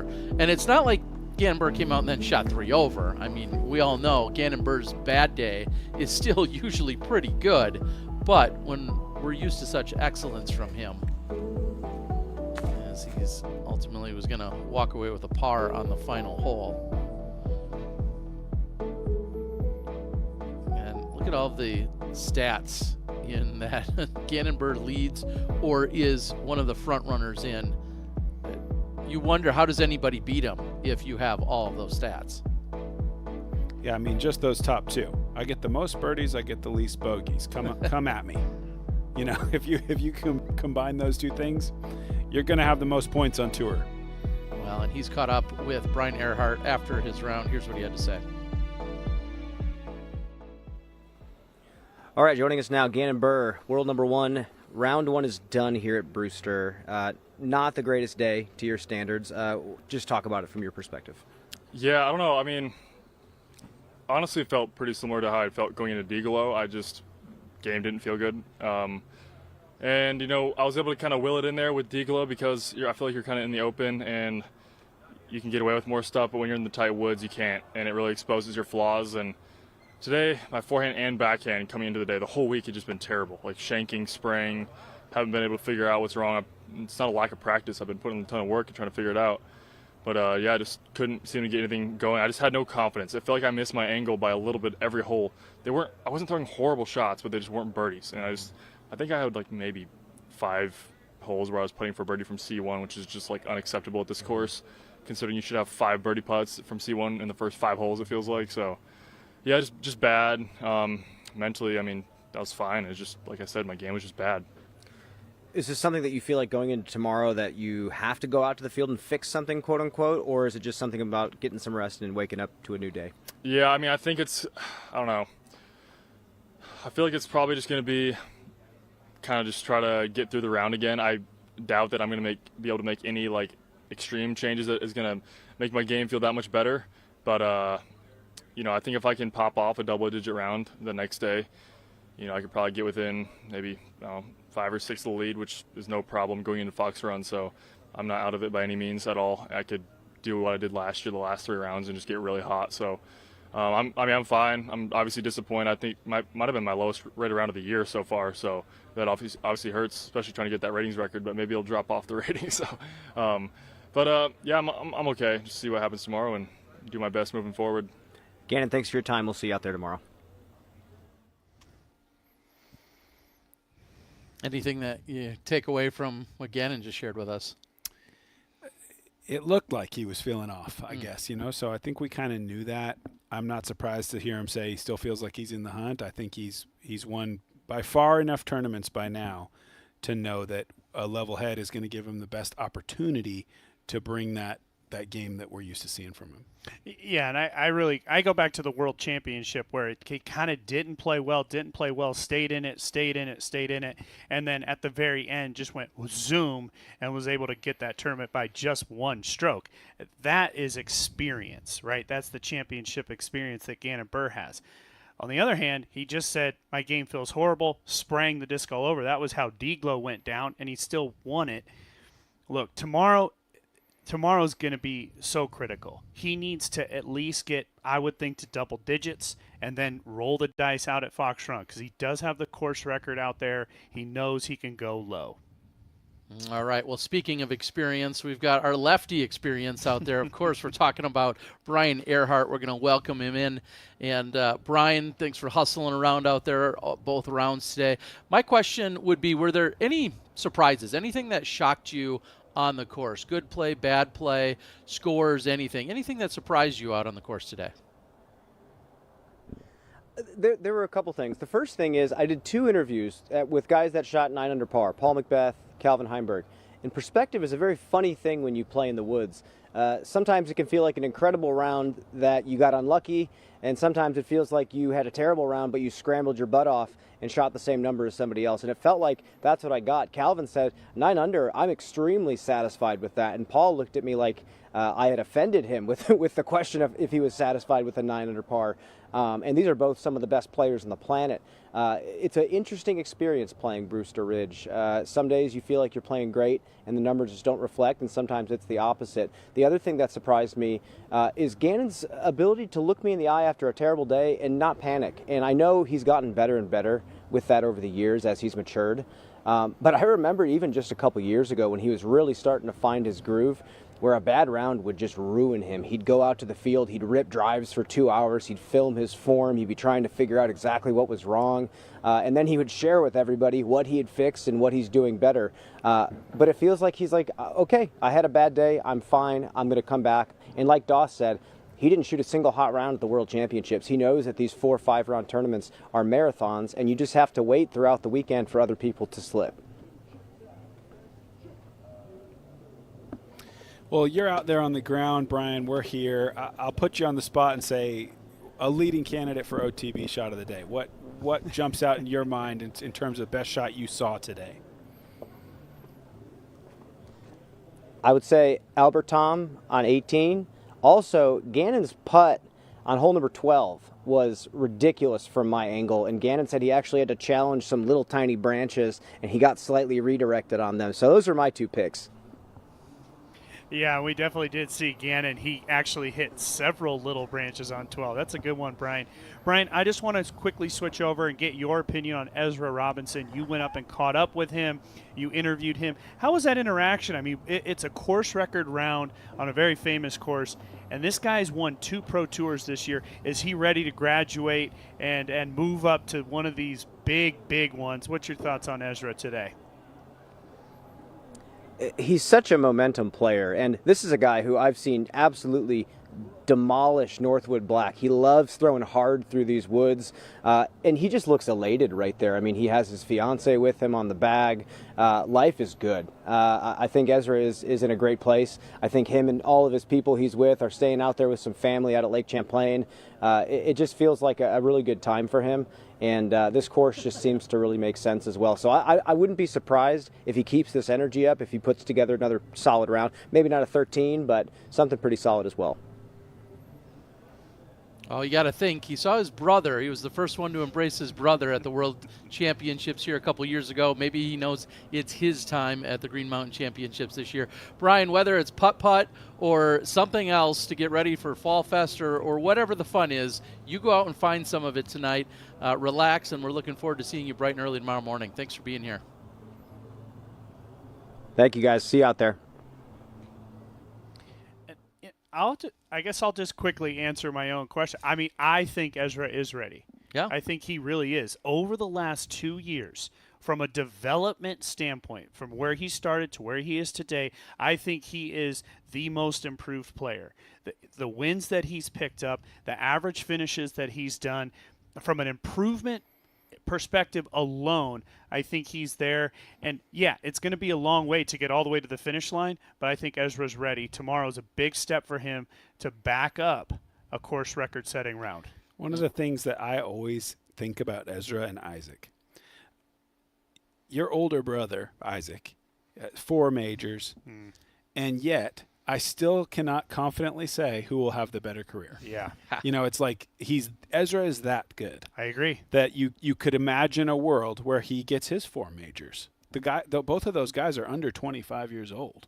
Yeah. So that to me is incredible. That Yeah, your brother could well be said. at that level, and you could still sort of make an argument, hey, man, it's not too late to catch him. Yeah, absolutely. Yeah, It's no not question. too late for our OTB shot of the day either. We heard, Brian, what do you guys have to say about it? Doss? Well, I kind of unfortunately spoke over his putt. I know all the fans at home are probably getting on me about it, but that putt on 2 with Macbeth, that it was 73 feet is what we had on the scorecard. That was a good jump start for him, and it led to a pretty good putting day for him. I'm gonna go with Macbeth. And I got to piggyback Brian and go with that Albert Tom forehand, I Yeah. think, because I was trying to make the argument that route is good, and then Albert just hits the koozie. That was a phenomenal shot. All right. Well, with that, let's take a look. This is our OTB Only the Best shot of the day.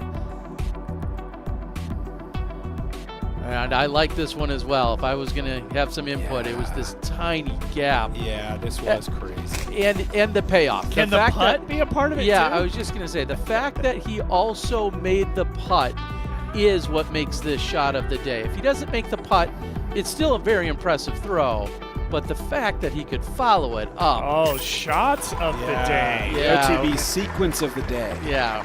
Cheating on it a little bit, but it all works out. Hey, it's the playoffs. It's extra golf. We can do whatever we want. So we look forward to having you guys on the Disc Golf Network tomorrow. That's where the action's going to be throughout the rest of the week. So make sure you join us at 9 a.m. Eastern for the women's side. We got to thank Brian Earhart out on the ground along with Nate Doss, Nate Sexton. I'm Terry Miller, the Disc Golf Guy. We'll see you tomorrow for round 2 at the Green Mountain Championship.